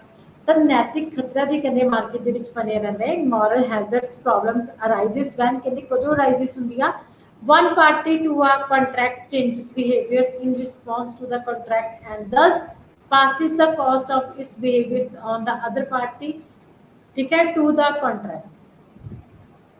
ਜਦੋਂ ਕਹਿੰਦੇ ਇਹਦੇ ਵਿੱਚ ਕੀ ਆ, ਰਿਸਕ ਆ ਗਿਆ, ਉਹਦੇ ਵਿੱਚ ਲਾਰਜ ਨੰਬਰ ਆਫ ਜਿਹੜਾ ਪੋਰਸ਼ਨ ਆਫ ਰਿਸਕ ਹੈ ਆਪਾਂ ਦੂਸਰੇ ਪਰਸਨਸ ਨੂੰ ਦੇ ਦਿੰਦੇ ਹਾਂ। ਮੋਰਲ ਹੈਜ਼ਰਡਸ ਦੀ ਗੱਲ ਕੀਤੀ ਹੈ ਜਿਵੇਂ ਕਿ ਆਪਣੀ ਹੋ ਗਈ ਵਾਈਨ ਹੋ ਗਈ, ਠੀਕ ਹੈ, ਡਰੱਗਸ ਹੋ ਗਏ। ਆਪਾਂ ਕੀ ਕਰਦੇ ਹਾਂ, ਇੱਕ ਪਾਸੇ ਸੋਸ਼ਲੀ ਜੋ ਹੈ ਇਹਨਾਂ ਨੂੰ ਆਪਾਂ ਸੇਲ ਕਰਦੇ ਹਾਂ, ਠੀਕ ਹੈ, ਲਾਇਸੈਂਸ ਵਗੈਰਾ ਲੈ ਕੇ ਸੇਲ ਕਰਦੇ ਹਾਂ, ਲੇਕਿਨ ਦੂਸਰੇ ਪਾਸੇ ਜੋ ਡਰੱਗ ਨੇ ਬਹੁਤ ਜ਼ਿਆਦਾ ਦਾਰੂ ਪੀਂਦੇ ਨੇ, ਸ਼ਰਾਬ ਪੀਂਦੇ ਨੇ, ਤਾਂ ਉਹਨਾਂ ਦੀ ਜੋ ਫੈਮਲੀਜ਼ ਹੈ ਜਾਂ ਉਹਨਾਂ ਤੇ ਕੀ ਹੈ ਇਸ ਚੀਜ਼ ਦਾ ਬੈਡ ਇਫੈਕਟ ਪੈ ਸਕਦਾ ਹੈ, ਕੰਜ਼ਿਊਮਰਸ ਨੂੰ ਲਾਸ ਹੋ ਸਕਦਾ ਹੈ। ਠੀਕ ਹੈ, ਜਿਹਦੇ ਕਰਕੇ ਜਿਹੜਾ ਸੋਸ਼ਲ ਆਪਣਾ ਹੈ ਸੈਕਰੀਫਾਈਸ ਉਹ ਜ਼ਿਆਦਾ ਹੋ ਜਾਂਦਾ, ਸੁਸਾਇਟੀ ਨੂੰ ਨੁਕਸਾਨ ਆ ਜਿਹੜਾ ਉਹ ਜ਼ਿਆਦਾ ਹੋਣ ਲੱਗ ਜਾਂਦਾ। ਤਾਂ ਇਹ ਤਾਂ ਸੀਗੇ ਆਪਣੇ ਜਿਹੜੀਆਂ ਵਿਦਆਊਟ ਪਰਫੈਕਟ ਕੰਪੀਟੀਸ਼ਨਸ ਜਿਹੜੀਆਂ ਆਪਣੀਆਂ ਪ੍ਰੋਬਲਮਸ ਨੇ ਪੂਰਨ ਪ੍ਰਤੀਯੋਗਤਾ ਦੇ ਨਾਲ ਉਹ ਅਲੱਗ ਮਾਨਤਾਵਾਂ, ਬੇਸਿਕ ਅਸੰਪਸ਼ਨਸ ਨੇ ਜੋ ਮਾਰਕੀਟ ਫੇਲੀਅਰ ਨੂੰ ਅਰਾਈਜ਼ ਕਰਦੀਆਂ। ਉਸ ਤੋਂ ਬਾਅਦ ਹੈ ਆਪਣਾ ਸੀਮਾਂਤ ਨਿੱਜੀ ਲਾਗਤ ਅਤੇ ਸੀਮਾਂਤ ਸਮਾਜਿਕ ਲਾਗਤ। ਨਿੱਜੀ ਅਤੇ ਸਮਾਜਿਕ ਲਾਭ ਵਿੱਚ ਵਿਚਲਨਸ, ਕਹਿੰਦੇ deviation between marginal social cost and marginal private cost and social and private benefits। देखो deviation between marginal social cost and marginal private cost and social and private benefits ਦੇ ਵਿੱਚ ਕੀ ਆਏਗਾ। ਹੁਣ ਦੇਖੋ ਸਭ ਤੋਂ ਪਹਿਲਾਂ ਮਾਰਜਨਲ ਸੋਸ਼ਲ ਕਾਸਟ ਕੀ ਹੁੰਦੀ ਆ। ਮਾਰਜਨਲ ਸੋਸ਼ਲ ਕਾਸਟ ਹੁੰਦੀ ਹੈ ਜੋ ਆਪਣੀ ਸੁਸਾਇਟੀ ਨੂੰ ਪੇ ਕਰਨੀ ਪੈਂਦੀ ਹੈ। ਸੁਸਾਇਟੀ ਦੇ ਵਿੱਚ ਐਕਸਟਰਨਲ ਕਿਸ ਕਰਕੇ ਕੀ ਆ, ਪੇ ਕਰਨੀ ਪੈਂਦੀ ਹੈ। ਠੀਕ ਹੈ, ਜਿਵੇਂ ਕਿ ਤੁਸੀਂ ਦੇਖਿਆ ਹੋਣਾ ਹੈ ਕਿ ਸੁਸਾਇਟੀ ਦੇ ਵਿੱਚ ਕੀ ਹੈ, ਆਪਣੇ ਗਵਰਨਮੈਂਟ ਹੈ ਜੋ ਆਪਾਂ ਨੂੰ ਸੇਵ ਕਰਨ ਦੇ ਲਈ ਸੋਸ਼ਲ ਵੈਲਫੇਅਰਸ ਦੇ ਲਈ ਬਹੁਤ ਸਾਰੇ ਇਕਵਿਪਮੈਂਟਸ ਕੀ ਆ यूज करती है। इक्विपमेंट्स यूज करते जिਵੇਂ ਕਿ रोड्स ने अगर किधर टूट जाता है तो दोबारा बनाना पैंदा है ਤੇ ਆਪਣਾ ਸੋਸ਼ਲ ਕਾਸਟ ਹੋਰ ਆਪਣੀਆਂ ਹੈਲਥ ਪ੍ਰੋਬਲਮਸ ਨੇ ਜੋ ਉਹਨਾਂ ਤੇ ਖਰਚਾ ਕਰਦੀ ਆ। ਠੀਕ ਹੈ, ਜਾਂ ਹੁਣ ਕੀ ਆ ਮੇਨ ਪ੍ਰੋਬਲਮ ਇਨਵਾਇਰਨਮੈਂਟ ਡੀਗ੍ਰੇਸ਼ਨ ਦੀ ਆ ਰਹੀ ਹੈ। ਇਨਵਾਇਰਨਮੈਂਟ ਦੇ ਵਿੱਚੋਂ ਜਿਹੜੇ ਆਪਣੇ ਟਰੀਜ਼ ਨੇ ਉਹਨਾਂ ਦੀ ਕਟਿੰਗ ਕਰਕੇ ਕੀ ਆ ਇਨਵਾਇਰਨਮੈਂਟ ਦੇ ਵਿੱਚ ਜਿਹੜਾ ਟੈਂਪਰੇਚਰ ਹੈ ਬਹੁਤ ਜ਼ਿਆਦਾ ਹਾਈ ਹੋ ਰਿਹਾ। ਹੁਣ ਗਵਰਨਮੈਂਟ ਨੇ ਕੀ ਐਕਸ਼ਨ ਲਿੱਤਾ ਹੈ ਕਿ ਜਿਹੜੇ ਟਰੀਜ਼ ਨੇ ਉਹ ਵੱਧ ਤੋਂ ਵੱਧ ਹੋਣੇ ਚਾਹੀਦੇ ਨੇ ਤਾਂ ਜੋ ਜੇ ਟਰੀ ਜ਼ਿਆਦਾ ਹੋਣਗੇ ਤਾਂ ਆਪਾਂ ਨੂੰ ਜਿਹੜੀਆਂ ਆਕਸੀਜਨ ਮਿਲੇਗੀ, ਆਪਣੀ ਅਸਥਮਾ ਨਾਲ ਰਿਲੇਟਡ ਪ੍ਰੋਬਲਮਸ ਨੇ ਜਾਂ ਹੋਰ ਟੈਂਪਰੇਚਰ ਦੀਆਂ ਪ੍ਰੋਬਲਮਸ ਨੇ ਉਹ ਨਾ ਹੋ। ਤਾਂ ਵਿਲੇजेस ਦੇ ਵਿੱਚ ਫ੍ਰੀ ਟਰੀਜ਼ ਨੇ ਜਿਹੜੇ ਉਹ ਪ੍ਰੋਵਾਈਡ ਕਰ ਰਹੀ ਆ ਗਵਰਨਮੈਂਟ। ਤਾਂ ਉਹ ਕੀ ਹੈ ਟਰੀਜ਼ ਦੀ ਜਿਹੜੀ ਆਪਣੀ ਰਿਕੁਆਇਰਮੈਂਟ ਹੈ ਟਰੀ ਨੂੰ ਲਗਾਉਣ ਤੇ ਉਹਦੀ ਕੀ ਆ ਰਹੀ ਹੈ ਕਾਸਟ ਆ ਰਹੀ। This is the marginal social cost ਜੋ ਸੁਸਾਇਟੀ ਨੂੰ ਪੇ ਕਰਨੀ ਪੈਂਦੀ ਆ। ਐਂਡ ਮਾਰਜਨਲ ਪ੍ਰਾਈਵੇਟ ਕਾਸਟ ਜੋ ਖੁਦ ਇੱਕ ਕਹਿੰਦੇ ਪਰਸਨ ਪੇ ਕਰਦਾ ਹੈ, ਚਾਹੇ ਉਹ ਖੁਦ ਦੀ ਪ੍ਰੋਡਕਸ਼ਨ ਦੇ ਲਈ ਕਰਦਾ ਹੈ, ਚਾਹੇ ਉਹ ਖੁਦ ਦੇ ਯੂਜ਼ਸ ਦੇ ਲਈ ਕਰਦਾ, ਚਾਹੇ ਕੋਈ ਫਰਮ ਕਰਦੀ ਹੈ, ਚਾਹੇ ਕੋਈ ਪ੍ਰੋਡਿਊਸਰ ਕਰਦੀ। This is the marginal private cost. ਠੀਕ ਹੈ, and social and private benefits ਕੀ ਆ ਗਿਆ। ਸੋਸ਼ਲ ਬੈਨੀਫਿਟਸ ਦੇ ਵਿੱਚ ਕਹਿੰਦੇ ਜੋ ਪੂਰੀ ਸੁਸਾਇਟੀ ਨੂੰ ਬੈਨੀਫਿਟਸ ਹੁੰਦੇ ਨੇ। ਠੀਕ ਹੈ, ਜਿਵੇਂ ਮੈਂ ਟਰੀ ਲਗਾਏ ਇੱਕ ਵਿਲੇਜ ਦੇ ਵਿੱਚ ਤਾਂ ਉਹ ਟਰੀਜ਼ ਦਾ ਮੇਰੇ ਨਾਲ ਮੈਨੂੰ ਤਾਂ ਚਲੋ ਹੋਏਗਾ ਸੈਟਿਸਫੈਕਸ਼ਨ ਹੋਏਗੀ ਲਗਾਉਣ ਦੇ ਨਾਲ ਤੇ ਦੂਸਰੇ ਪਰਸਨਸ ਨੂੰ ਵੀ ਕੀ ਆ ਬੈਨੀਫਿਟ ਹੋਏਗਾ। ਉਹ ਵੀ ਉਸਦੇ ਟਰੀ ਦੀ ਛਾਂ ਬੈਠ ਸਕਦੇ ਨੇ, ਉਹਨਾਂ ਤੋਂ ਕੋਈ ਫਰੂਟਸ ਵਗੈਰਾ ਲੈ ਸਕਦੇ ਨੇ। ਠੀਕ ਹੈ, ਆਕਸੀਜਨ ਉਹਨਾਂ ਨੂੰ ਮਿਲੇਗੀ, ਟੈਂਪਰੇਚਰ ਠੀਕ ਰਹੇਗਾ। ਠੀਕ ਹੈ, ਤਾਂ ਫਿਰ ਕਹਿੰਦੇ ਉਸ ਤੋਂ ਪ੍ਰਾਈਵੇਟ ਬੈਨੀਫਿਟਸ ਜਦੋਂ ਕਹਿੰਦੇ ਇੱਕ ਪਰਸਨ ਆਪਣੇ ਲਈ ਕੀ ਹੈ ਜੋ ਬੈਨੀਫਿਟਸ ਲੈਂਦਾ ਹੈ ਪ੍ਰੋਡਕਸ਼ਨ ਤੋਂ ਬਾਅਦ ਉਹਨਾਂ ਨੇ ਆਪਣੀ ਪ੍ਰੋਡਕਸ਼ਨ ਨੂੰ ਸੇਲ ਕੀਤਾ ਦੈਨ ਉਹਨੂੰ ਜੋ ਵੀ ਬੈਨੀਫਿਟ ਹੋਇਆ ਉਹਦਾ ਕੀ ਹੋ ਗਿਆ ਪ੍ਰਾਈਵੇਟ ਬੈਨੀਫਿਟ ਹੋ ਗਿਆ। ਪ੍ਰਾਈਵੇਟ ਕਾਸਟ ਨੂੰ ਲਗਾਉਣ ਤੋਂ ਬਾਅਦ ਜੋ ਵੀ ਪ੍ਰਾਈਵੇਟ ਬੈਨੀਫਿਟਸ ਹੁੰਦੇ ਨੇ वो एक पर्सन एक प्रोड्यूसर्स ਜਾਂ ਇੱਕ ਆਪਣਾ ਹੈ ਇੱਕ ਪਰਸਨਸ ਇੱਕ ਪ੍ਰੋਡਿਊਸਰਸ ਨੂੰ ਮਿਲ ਸਕਦੇ ਨੇ ਜੋ ਵੀ ਉਹਨੂੰ ਕੀ ਕਰੇਗਾ ਉਸ ਤੇ ਕਾਸਟ ਪੇ ਕਰੇਗਾ ਤਾਂ deviation between the marginal social cost and marginal benefits ਦੇ ਵਿੱਚ ਗੱਲ ਕੀ ਕਰਦੇ ਆ ਆਪਾਂ ਸਭ ਤੋਂ ਪਹਿਲਾਂ ਆਪਾਂ ਦੇਖਦੇ ਆ ਕਿ ਜਿਹੜੀ ਆਪਣੀ marginal social cost and marginal private cost ਮੈਂ ਤੁਹਾਨੂੰ ਦੱਸ ਦਿੱਤਾ ਮਾਰਜਨਲ ਪ੍ਰਾਈਵੇਟ ਖੁਦ ਦੀ ਕਾਸਟ ਹੋਏਗੀ ਜੋ ਆਪਾਂ ਪੇ ਕਰਦੇ ਆ ਆਪਣੀ ਪ੍ਰੋਡਕਸ਼ਨ ਦੇ ਲਈ MPC this is a MPC short form ਇਹਦੀ ਕੀ ਆ MPC and marginal social cost होगी MSC and marginal social benefit हो गया MSB and marginal private benefit हो गया एमपीबी ठीक है तो उस तो बाद किया जी एमएससी मार्जिनल सोशल कॉस्ट है मार्जिनल सोशल कॉस्ट पूरी सोसाइटी की जो कॉस्ट है वो किद्दां बनती है ਇਹਦੇ ਵਿੱਚ ਕਹਿੰਦੇ ਮਾਰਜਨਲ ਸੋਸ਼ਲ ਕਾਸਟ ਦੇ ਵਿੱਚ ਮਾਰਜਨਲ ਪ੍ਰਾਈਵੇਟ ਕਾਸਟ ਵੀ ਐਡ ਹੁੰਦੀ ਆ ਤੇ ਮਾਰਜਨਲ ਜਿਵੇਂ ਕਿ ਤੁਸੀਂ ਦੇਖ ਸਕਦੇ ਹੋ ਕਿ marginal social cost MSC is equal to marginal private cost plus marginal externalities cost ਠੀਕ ਹੈ ਤਾਂ ਜਿਹੜੀ ਆਪਾਂ ਮਾਰਜਨਲ ਪ੍ਰਾਈਵੇਟ ਕਾਸਟ ਦੇ ਵਿੱਚ ਜਦੋਂ ਆਪਾਂ ਮਾਰਜਨਲ ਐਕਸਟਰਨਲਿਟੀਜ਼ ਕਾਸਟ ਐਡ ਕਰਾਂਗੇ ਤਾਂ ਆਪਣਾ ਕੀ ਬਣ ਜਾਏਗਾ ਐਮਪੀਸੀ ਬਣ ਜਾਏਗਾ ਮਾਰਜਨਲ ਸੋਸ਼ਲ ਕਾਸਟ ਬਣ ਜਾਏਗਾ ਤੇ secondly MSB marginal social benefit marginal social benefits ਜੋ ਆਪਣੀ ਸੁਸਾਇਟੀ ਦੇ ਵਿੱਚ ਸਾਰੇ ਪੀਪਲਸ ਨੂੰ ਹੋ ਰਿਹਾ ਹੈ ਕੰਜ਼ਿਊਮਰਸ ਨੂੰ ਵੀ ਹੋ ਰਿਹਾ ਪ੍ਰੋਡਿਊਸਰਸ ਨੂੰ ਵੀ ਹੋ ਰਿਹਾ ਪੇਅਰਸ ਨੂੰ ਵੀ ਹੋ ਰਿਹਾ ਨੋਨ ਪੇਅਰਸ ਨੂੰ ਵੀ ਹੋ ਰਿਹਾ is equal to MPB marginal private benefit plus marginal externalities benefit ਠੀਕ ਹੈ ਤਾਂ ਕਹਿੰਦੇ ਜਦੋਂ ਤਾਂ ਪ੍ਰੋਫਿਟ ਮੈਕਸਿਮਾਈਜ਼ਿੰਗ ਮਾਰਕੀਟ ਦੇ ਵਿੱਚ ਨੋ ਐਕਸਟਰਨਲਿਟੀਜ਼ ਕੇਸਿਸ ਨੇ ਜਦੋਂ ਕੋਈ ਵੀ ਐਕਸਟਰਨਲਿਟੀਜ਼ ਕੇਸਿਸ ਨਹੀਂ ਹੈਗਾ ਮਤਲਬ ਜੋ ਮੈਂ ਕਰ ਰਿਹਾ ਹੈ मेरा प्राइवेट है मैं प्रोड्यूसर है मैं कंज्यूमर है मैं कंज्यूम करूँगा मैं प्रोड्यूस करूँगा जो कोई भी बाहर मेरे प्रोडक्शन के थ्रू मेरी कंजम्पशन के थ्रू बाहर कोई भी एक्सटर्नलिटीज पैदा नहीं हो रही ना ही नैगेटिव एक्सटर्नलिटीज पैदा हो रही है ना ही पॉजिटिव एक्सटर्नलिटीज पैदा हो रही है तब की होएगा सिर्फ marginal private cost marginal private cost होएगी तो marginal private benefit marginal private cost ਕਦੋਂ ਹੋਏਗੀ ਜਦੋਂ ਕਹਿੰਦੇ ਕੋਈ ਵੀ ਬਾਹਰਲੀ ਜਿਹੜੀ ਮਾਰਜਨਲ ਸੋਸ਼ਲ ਕਾਸਟ ਹੈ ਕੋਈ ਵੀ ਮਾਰਜਨਲ ਐਮਈਸੀ ਐਕਸਟਰਨਲਿਟੀ ਉਹ ਪੈਦਾ ਨਹੀਂ ਹੋ ਰਹੀ ਕੋਈ ਵੀ ਨੈਗੇਟਿਵ ਪੁਆਇੰਟ ਹੈ ਜਿਹੜਾ ਨੈਗੇਟਿਵ ਐਕਸਟਰਨਲਿਟੀ ਆ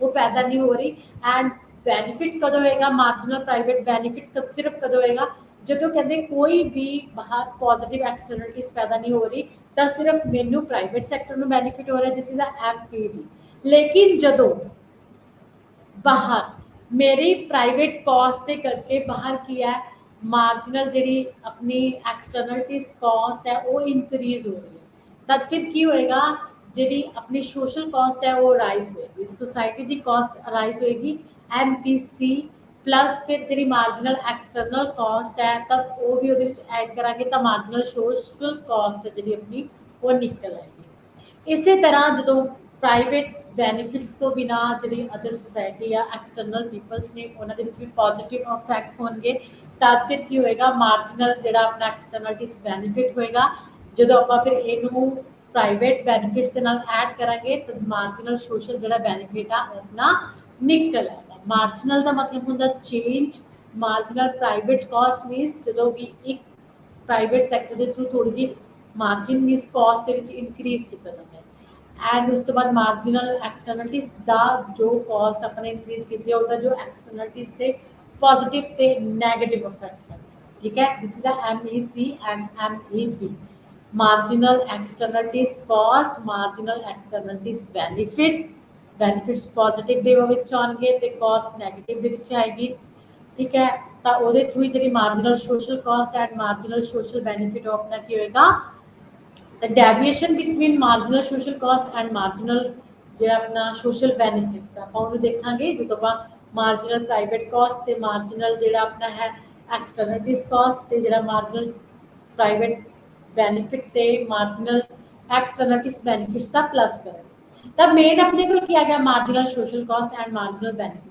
ਸਭ ਤੋਂ ਪਹਿਲਾਂ ਕਹਿੰਦੇ ਪ੍ਰਾਈਵੇਟ ਸੈਕਟਰ ਹੈ ਜੋ ਮਾਰਕੀਟ ਦੇ ਵਿੱਚ ਫਰਮਸ ਨੇ ਪ੍ਰੋਡਿਊਸਰਸ ਹੈ ਜਾਂ ਕੰਜ਼ਿਊਮਰਸ ਹੈ ਉਹ ਕਦੋਂ ਇਕੁਇਲਿਬਰੀਅਮ ਦੇ ਵਿੱਚ ਹੋਏਗਾ ਜਦੋਂ ਕੋਈ ਵੀ ਐਕਸਟਰਨਲਿਟੀਜ਼ ਪੈਦਾ ਨਹੀਂ ਹੋ ਰਹੀ ਬਾਹਰ ਕੋਈ ਵੀ ਐਕਸਟਰਨਲਿਟੀਜ਼ ਨਾ ਤਾਂ ਪੋਜ਼ਿਟਿਵ ਨਾ ਤਾਂ ਨੈਗੇਟਿਵ ਨਾ ਬਾਕੀ ਪਰਸਨਸ ਨੂੰ ਪੋਜ਼ਿਟਿਵ ਇਫੈਕਟ ਪਏਗਾ, ਬੈਨੀਫਿਟ ਹੋਏਗਾ, ਨਾ ਹੀ ਉਹਨਾਂ ਨੂੰ ਕੋਈ ਨੁਕਸਾਨ ਹੋਏਗਾ।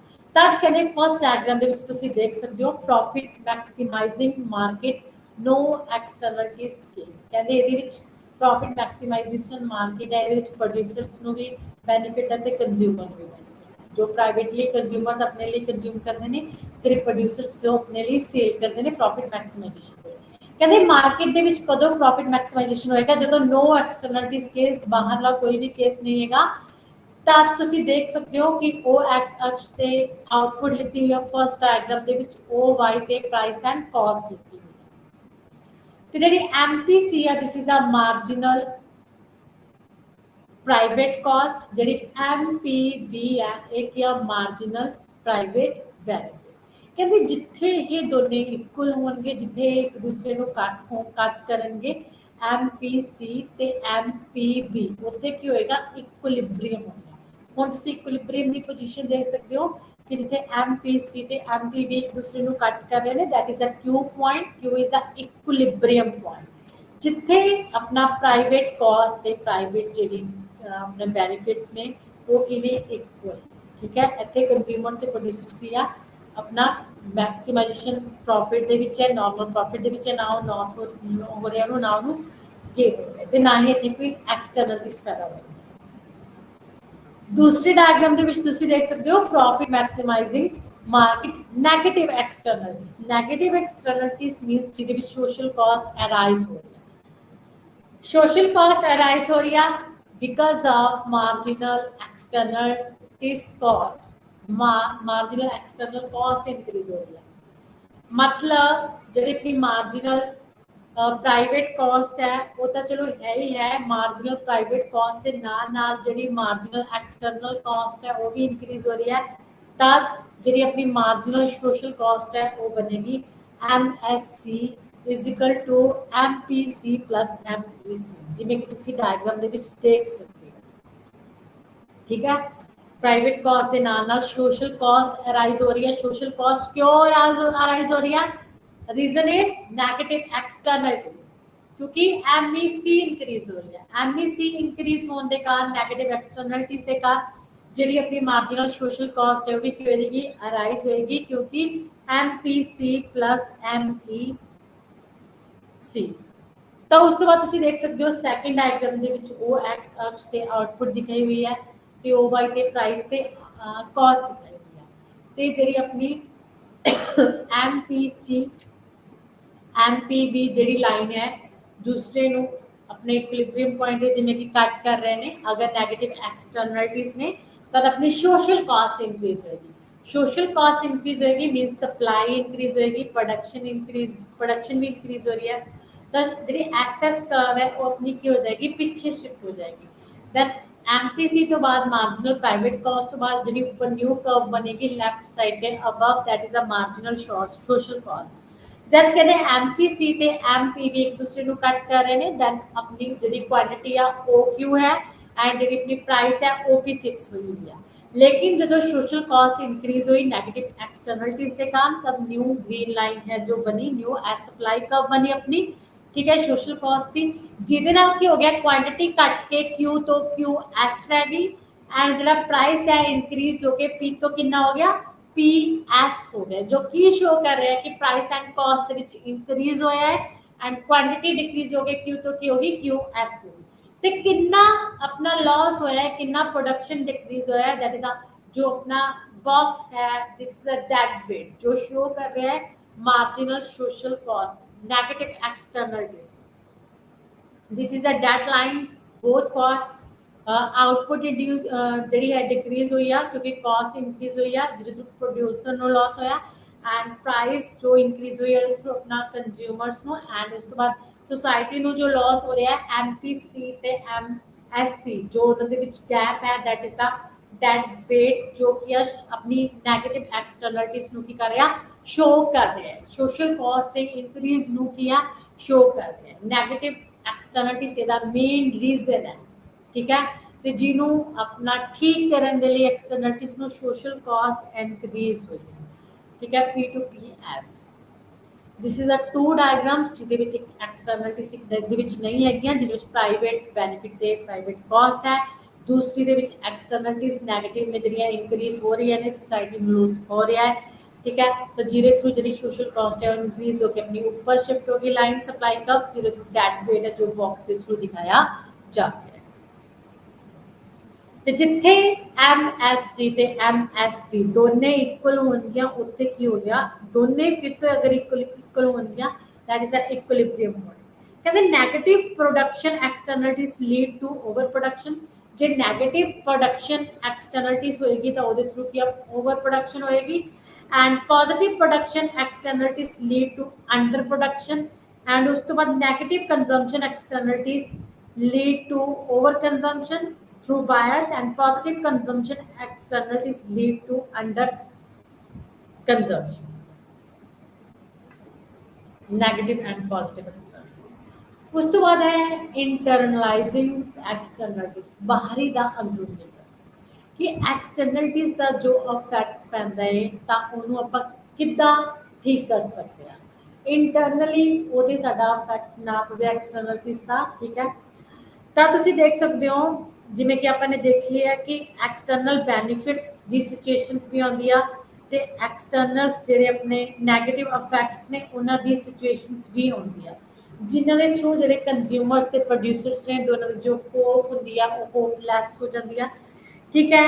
ਤਾਂ ਫਿਰ ਕਹਿੰਦੇ ਜਦੋਂ ਹੋਪਲੈਸ ਹੋ ਜਾਂਦੇ ਨੇ ਉਹਨਾਂ ਨੂੰ ਇਹਨਾਂ ਐਕਸਟਰਨਲਿਟੀਜ਼ ਨੂੰ ਉਹ ਡਿਕਰੀਜ਼ ਨਹੀਂ ਕਰ ਸਕਦੇ, ਠੀਕ ਹੈ।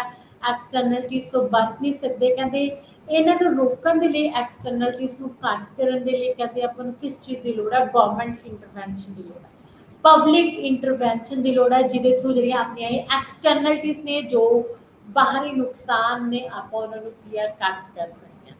The need for public interventions, क्यों आ need for public interventions, किस तरह आप अपनी जरिए एक्सटर्नलिटीज ने उन्होंने ਇਹਨਾਂ ਦੇ ਥਰੂ ਡਿਕਰੀਜ਼ ਕਰ ਸਕਦੇ ਆ। ਕਹਿੰਦੇ ਜਿਹੜੀਆਂ ਐਕਸਟਰਨਲਿਟੀਜ਼ ਨੇ ਕੰਜ਼ਿਊਮਰ ਤੇ ਪ੍ਰੋਡਿਊਸਰਸ ਦੋਨਾਂ ਨੂੰ ਹੁੰਦੀਆਂ। ਦੈਨ ਜਿਹੜੇ ਆਪਣੇ ਪਬਲਿਕ ਗੁੱਡਸ ਨੇ ਗਵਰਨਮੈਂਟ ਹੈ, ਠੀਕ ਹੈ, ਗਵਰਨਮੈਂਟ ਇੰਟਰਫੀਅਰੈਂਸ ਹੈ, ਜੋ ਵੀ ਕਹਿੰਦੇ ਗਵਰਨਮੈਂਟ ਰੂਲ ਤੇ ਰੈਗੂਲੇਸ਼ਨਸ ਨੂੰ ਫੋਲੋ ਕਰਦੀ ਆ ਉਹਨਾਂ ਦਾ ਕੰਜ਼ਿਊਮਰ ਤੇ ਪ੍ਰੋਡਿਊਸਰਸ ਦੋਨਾਂ ਤੇ ਇਫੈਕਟ ਪੈਂਦਾ ਹੈ, ਪੂਰੀ ਇਕੋਨਮੀ ਤੇ ਇਫੈਕਟ ਪੈਂਦਾ ਹੈ, ਜਿਨ੍ਹਾਂ ਦੇ ਥਰੂ ਜਿਹੜੀਆਂ ਆਪਣੀਆਂ ਐਕਸਟਰਨਲਿਟੀਜ਼ ਨੇ ਆਪਾਂ ਉਹਨਾਂ ਨੂੰ ਕੀ ਕਰ ਸਕਦੇ ਆ, ਕੰਟਰੋਲ ਕਰ ਸਕਦੇ। ਤਾਂ ਕਹਿੰਦੇ ਗਵਰਨਮੈਂਟ ਜਿਹੜੀਆਂ ਆਪਣੀ ਇੰਟਰਵੈਂਸ਼ਨ ਹੈ ਉਹ ਜ਼ਰੂਰੀ ਹੈ। ਕਹਿੰਦੇ ਜਿਹੜਾ ਪ੍ਰੋਡਿਊਸਰਸ ਤੇ ਕੰਜ਼ਿਊਮਰਸ ਦੇ ਲਈ ਗਵਰਨਮੈਂਟ ਕੀ ਕਰਦੀ ਹੈ, ਗਵਰਨਮੈਂਟ ਪਾਲਿਸੀਜ਼ ਬਣਾਉਂਦੀ ਆ ਜਿਨ੍ਹਾਂ ਦੇ ਥਰੂ ਜਿਹੜੀਆਂ ਐਕਸਟਰਨਲਿਟੀਜ਼ ਨੇ ਉਹਨਾਂ ਨੂੰ ਕੀ ਕੀਤਾ ਜਾਂਦਾ, ਕਾਫੀ ਹੱਦ ਤੱਕ ਡਿਕਰੀਜ਼ ਕੀਤਾ ਜਾ ਸਕਦਾ ਹੈ। ਨੈਗੇਟਿਵ ਐਕਸਟਰਨਲਿਟੀਜ਼ ਨੂੰ ਡਿਕਰੀਜ਼ ਕੀਤਾ ਜਾਂਦਾ ਹੈ ਐਂਡ ਪੋਜ਼ਿਟਿਵ ਐਕਸਟਰਨਲਿਟੀਜ਼ ਨੂੰ ਕੀ ਕੀਤਾ ਜਾਂਦਾ ਹੈ, ਇਨਕਰੀਜ਼ ਕੀਤਾ ਜਾਂਦਾ ਹੈ। ਜਾਂ ਨੈਗੇਟਿਵ ਐਕਸਟਰਨਲਿਟੀਜ਼ ਨੂੰ ਥੋੜਾ ਜਿਹਾ ਸੋਲਵ ਕੀਤਾ ਜਾ ਸਕਦਾ ਹੈ। ਤਾਂ ਕਿਹੜੇ ਜਿਹੜੇ ਐਕਸ਼ਨਸ ਨੇ ਜਾਂ ਪਾਲਿਸੀਜ਼ ਨੇ ਜਿਹੜੀਆਂ ਗਵਰਨਮੈਂਟ ਫੋਲੋ ਕਰਦੀ ਹੈ ਪਬਲਿਕ ਇੰਟਰਵੈਂਸ਼ਨਸ ਦੇ ਥਰੂ, ਠੀਕ ਹੈ।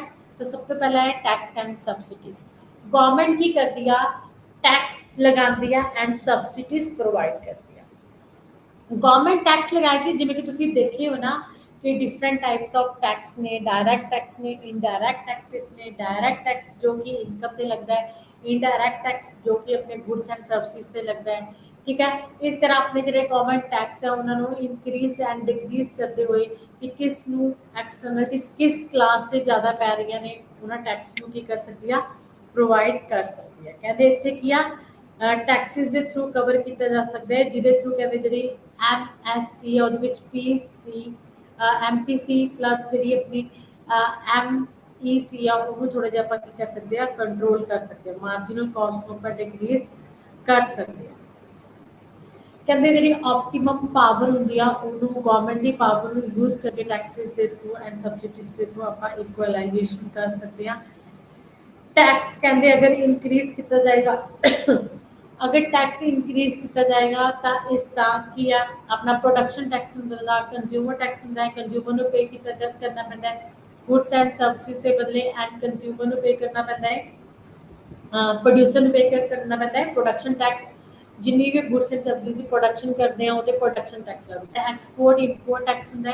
कहते ये टैक्सेस के थ्रू की करेगी गवर्नमेंट अपनी जो भी है टैक्स के थ्रू इनकम इकट्ठी करके उस इनकम को की कर सकती है, यूज कर सकती है एक्सटर्नलिटीज को कवर करने के लिए, उन्होंने प्रॉब्लम में थोड़ा जिहा सॉल्व करते हैं। जिमें कि उन्होंने की कर सकते हैं, पीपल्स को सर्विसेज दे सकते हैं जिमें कि हेल्थ एंड अपनी एजुकेशन फैसिलिटीज ने जो गवर्नमेंट दी ਜਾਂ ਫਿਰ ਟੈਕਸਿਸ ਦੇ ਥਰੂ ਗਵਰਨਮੈਂਟ ਉਹਨਾਂ ਤੇ ਟੈਕਸ ਜ਼ਿਆਦਾ ਲਗਾ ਸਕਦੀ ਹੈ ਉਹਨਾਂ ਗੁਡਸ ਤੇ ਜਿਨ੍ਹਾਂ ਤੇ ਕੀ ਆ ਬੈਡ ਇਫੈਕਟ ਨੇ, ਜਿਵੇਂ ਕਿ ਮੋਰਲ ਹੈਜ਼ਰਡਸ ਦੇਖਿਆ ਸੀ, ਮੋਰਲ ਹੈਜ਼ਰਡਸ ਦੀਆਂ ਗੁਡਸ ਨੇ ਜਿਨ੍ਹਾਂ ਦੇ ਥਰੂ ਆਪਣੇ ਮੋਰਲ ਵੈਲਿਊਜ਼ ਨੂੰ ਠੇਸ ਪਹੁੰਚਦੀ ਹੈ, ਠੀਕ ਹੈ।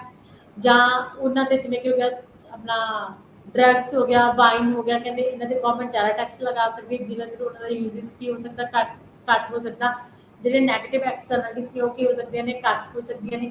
ਜਾਂ ਫਿਰ ਕੋਈ ਹੋਰ ਇਸ ਤਰ੍ਹਾਂ ਦੇ ਪ੍ਰੋਡਕਟਸ ਜਿਨ੍ਹਾਂ ਦੇ ਕਹਿੰਦੇ ਯੂਜ਼ਸ ਕੀ ਨੇ, ਇੱਕ ਪਰਸਨ ਥਰੂ ਜਿਵੇਂ ਕਿ ਸਮੋਕਿੰਗ ਦੇ ਥਰੂ ਸਿਗਰਟ ਵਗੈਰਾ ਹੋ ਗਿਆ ਉਹਨਾਂ ਤੇ ਜ਼ਿਆਦਾ ਟੈਕਸ ਲਗਾਉਣਾ, ਤੰਬਾਕੂ ਤੇ ਜ਼ਿਆਦਾ ਟੈਕਸ ਲਗਾਉਣਾ, ਜਿਨ੍ਹਾਂ ਦੇ ਥਰੂ ਕਹਿੰਦੇ ਟੈਕਸ ਪੇਅਰ ਦੇ ਥਰੂ ਕੀ ਆ ਉਹਨਾਂ ਤੇ ਡਿਮਾਂਡ ਘੱਟ ਹੋ ਸਕੇ, ਠੀਕ ਹੈ। ਤੇ ਆਪਣੀ ਜਿਹੜੀ ਕੰਜ਼ੰਪਸ਼ਨ ਹੈ ਉਹ ਘੱਟ ਸਕੇ ਤੇ ਐਕਸਟਰਨਲਿਟੀਜ਼ ਤੋਂ ਕੀ ਆ ਬਚਿਆ ਜਾ ਸਕੇ।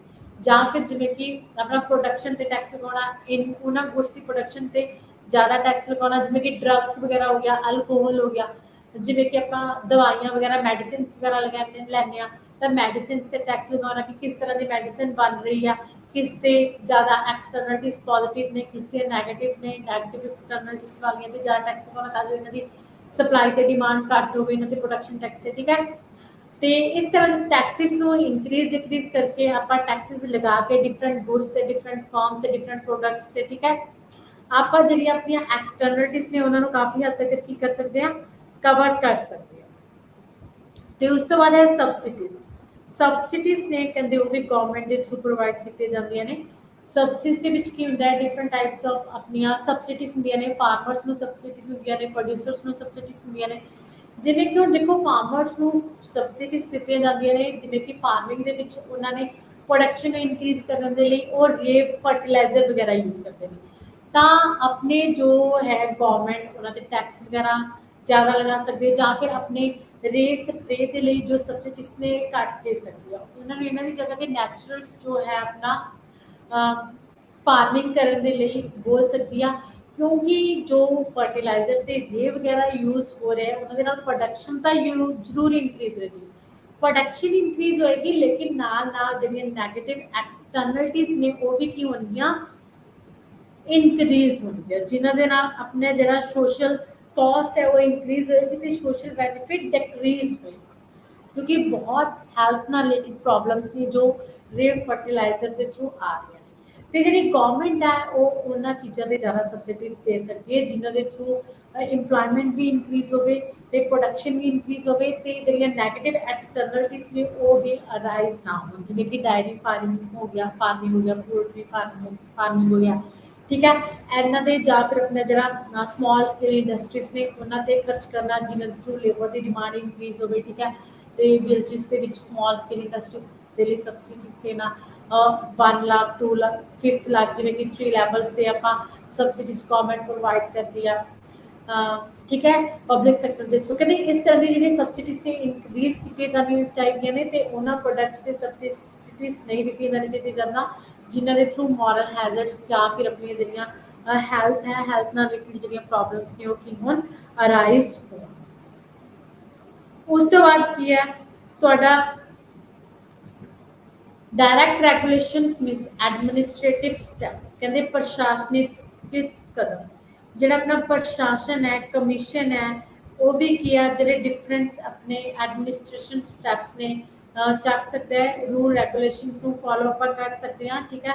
ਕਿਉਂਕਿ ਬਹੁਤ ਸਾਰੇ ਜਿਹੜੇ ਰੈਗੂਲੇਸ਼ਨਸ ਨੇ ਉਹ ਲੇਬਰ ਦੇ ਲਈ ਵੀ ਬਣਾਈਆਂ ਗਈਆਂ ਨੇ, ਕੰਜ਼ਿਊਮਰਸ ਦੇ ਲਈ ਵੀ ਬਣਾਈਆਂ ਗਈਆਂ ਨੇ, ਜਿਵੇਂ ਕਿ ਮਾਰਕੀਟ ਦੇ ਵਿੱਚ ਕੀ ਹੈ ਲੇਬਰ ਦੀ ਐਕਸਪਲੋਇਟੇਸ਼ਨਸ ਹੁੰਦੀ ਆ, ਜਿਹੜੇ 18 ਸਾਲ ਤੋਂ ਘੱਟ ਉਮਰ ਦੇ ਬੱਚੇ ਨੇ ਉਹਨਾਂ ਨੂੰ ਵਰਕ ਤੇ ਐਜ਼ ਏ ਲੇਬਰ ਉਹਨਾਂ ਨੂੰ ਵਰਤਿਆ ਜਾਂਦਾ ਹੈ, ਠੀਕ ਹੈ। ਜਾਂ ਫਿਰ ਜਿਹੜੀਆਂ ਵੇਜਸ ਵਗੈਰਾ ਨੇ ਕੱਟ ਦਿੱਤੀ ਜਾਂਦੀਆਂ ਨੇ, ਇਹਦੇ ਥਰੂ ਲਾਜ਼ ਨੇ ਮਿਨੀਮਮ ਵੇਜ ਲੈਜਿਸਲੇਸ਼ਨਸ ਲਾਅ ਬਣਿਆ ਹੈ, ਠੀਕ ਹੈ, ਜੋ ਲੇਬਰ ਕਲਾਸ ਦੇ ਲਈ ਬਣਿਆ ਹੈ। ਤੇ ਇੱਕ ਬਣਿਆ ਹੈ consumer protection act, consumer protection act ਹੈ ਜਿਹੜਾ ਉਹ ਕੰਜ਼ਿਊਮਰਸ ਦੀ ਸੇਫਟੀ ਦੇ ਲਈ ਬਣਿਆ ਹੈ, ਜਿਨ੍ਹਾਂ ਦੇ ਥਰੂ ਅਗਰ ਕਿਸੇ ਵੀ ਕੰਜ਼ਿਊਮਰ ਦੀ ਐਕਸਪਲੋਇਟੇਸ਼ਨਸ ਹੋ ਰਹੀ ਹੈ ਤਾਂ ਕੰਜ਼ਿਊਮਰ ਹੈ ਜਿਹੜਾ ਉਹ ਸਟੇਟ ਡਿਸਟ੍ਰਿਕਟ ਲੈਵਲ ਤੇ ਆਪਣਾ ਨੈਸ਼ਨਲ ਲੈਵਲ ਤੇ 3 ਲੈਵਲਸ ਜਿਹਨੂੰ 3 ਟਾਇਰਸ ਸਿਸਟਮ ਬੋਲਿਆ ਜਾਂਦਾ ਹੈ, ਤਾਂ 3 ਲੈਵਲਸ ਤੇ ਜਿਹੜੇ ਆਪਣੇ ਹੈ ਆਪਣਾ ਕੇਸ ਫਾਈਲ ਕਰ ਸਕਦਾ ਹੈ। ਤਾਂ ਜਿਹੜੇ ਇਹ ਲਾ ਨੇ ਇਹ ਬਣੇ ਨੇ, ਜਾਂ ਫਿਰ ਤੁਸੀਂ ਹੁਣ ਦੇਖਿਆ ਹੋਣਾ ਕਿ ਆਪਣਾ ਜੋ ਵੀ ਹੈ ਲੇਬਰ ਲਾਜ਼ ਹੋ ਗਿਆ ਤੁਹਾਡਾ ਤੇ ਆਪਣਾ ਪ੍ਰੋਡਕਸ਼ਨ ਤੇ ਟੈਕਸਿਸ ਵਗੈਰਾ ਲੈਂਦੇ ਨੇ, ਸਟੈਪਸ ਲੈਂਦੇ ਨੇ, ਜਾਂ ਗਵਰਨਮੈਂਟਸ ਜੋ ਵੀ ਪਾਲਿਸੀਜ਼ ਫੋਲੋ ਕਰਦੀ ਹੈ, monetary and physical policy follow ਕਰਦੀ ਆ, ਉਹਦਾ ਵੀ ਕਹਿੰਦੇ ਆਪਣਾ ਮੇਨ ਰੋਲ ਕੀ ਹੁੰਦਾ, ਸਟੈਬਲਾਈਜੇਸ਼ਨ ਲੈ ਕੇ ਆਉਣਾ, ਜਿਹੜੀਆਂ ਐਕਸਟਰਨਲਿਟੀਜ਼ ਨੇ ਇਕਨੋਮਿਕਲੀ ਜਿਹੜੀਆਂ ਪ੍ਰੋਬਲਮਸ ਆਈਆਂ ਹੋਈਆਂ ਨੇ ਉਹਨਾਂ ਨੂੰ ਘੱਟ ਕਰਨਾ, ਤੇ ਜਿਹੜੀਆਂ ਪੋਜ਼ਿਟਿਵ ਐਕਸਟਰਨਲਿਟੀਜ਼ ਨੇ ਉਹਨਾਂ ਨੂੰ ਇਨਕਰੀਜ਼ ਕਰਨਾ, ਇੱਦਾਂ ਦੀਆਂ ਸਬਸਿਡੀਜ਼ ਤੇ ਟੈਕਸ ਦੇਣਾ ਜਿਨ੍ਹਾਂ ਦੇ ਥਰੂ ਜਿਹੜਾ ਆਪਣਾ ਬੈਨੀਫਿਟ ਹੈ ਸਾਰੀਆਂ ਕਲਾਸਿਸ ਨੂੰ ਹੋਵੇ। ਤੇ ਮੇਨ ਮੋਟਿਵ ਹੈ ਜਿਹੜਾ ਗਵਰਨਮੈਂਟ ਦਾ ਉਹ ਕੀ ਆ, ਮੋਸਟਲੀ ਜਿਹੜਾ ਗੈਪ ਹੈ ਜਾਂ ਫਿਰ ਜਿਹੜੀਆਂ ਪ੍ਰੋਬਲਮਸ ਨੇ ਆ ਰਹੀਆਂ ਤਾਂ ਉਹਨਾਂ ਨੂੰ ਕੀ ਆ, ਰੈਗੂਲੇਟ ਕਰਨਾ ਹੈ। ਤਾਂ ਇਹਦੇ ਵਿੱਚ ਕੀ ਆ, ਕਹਿੰਦੇ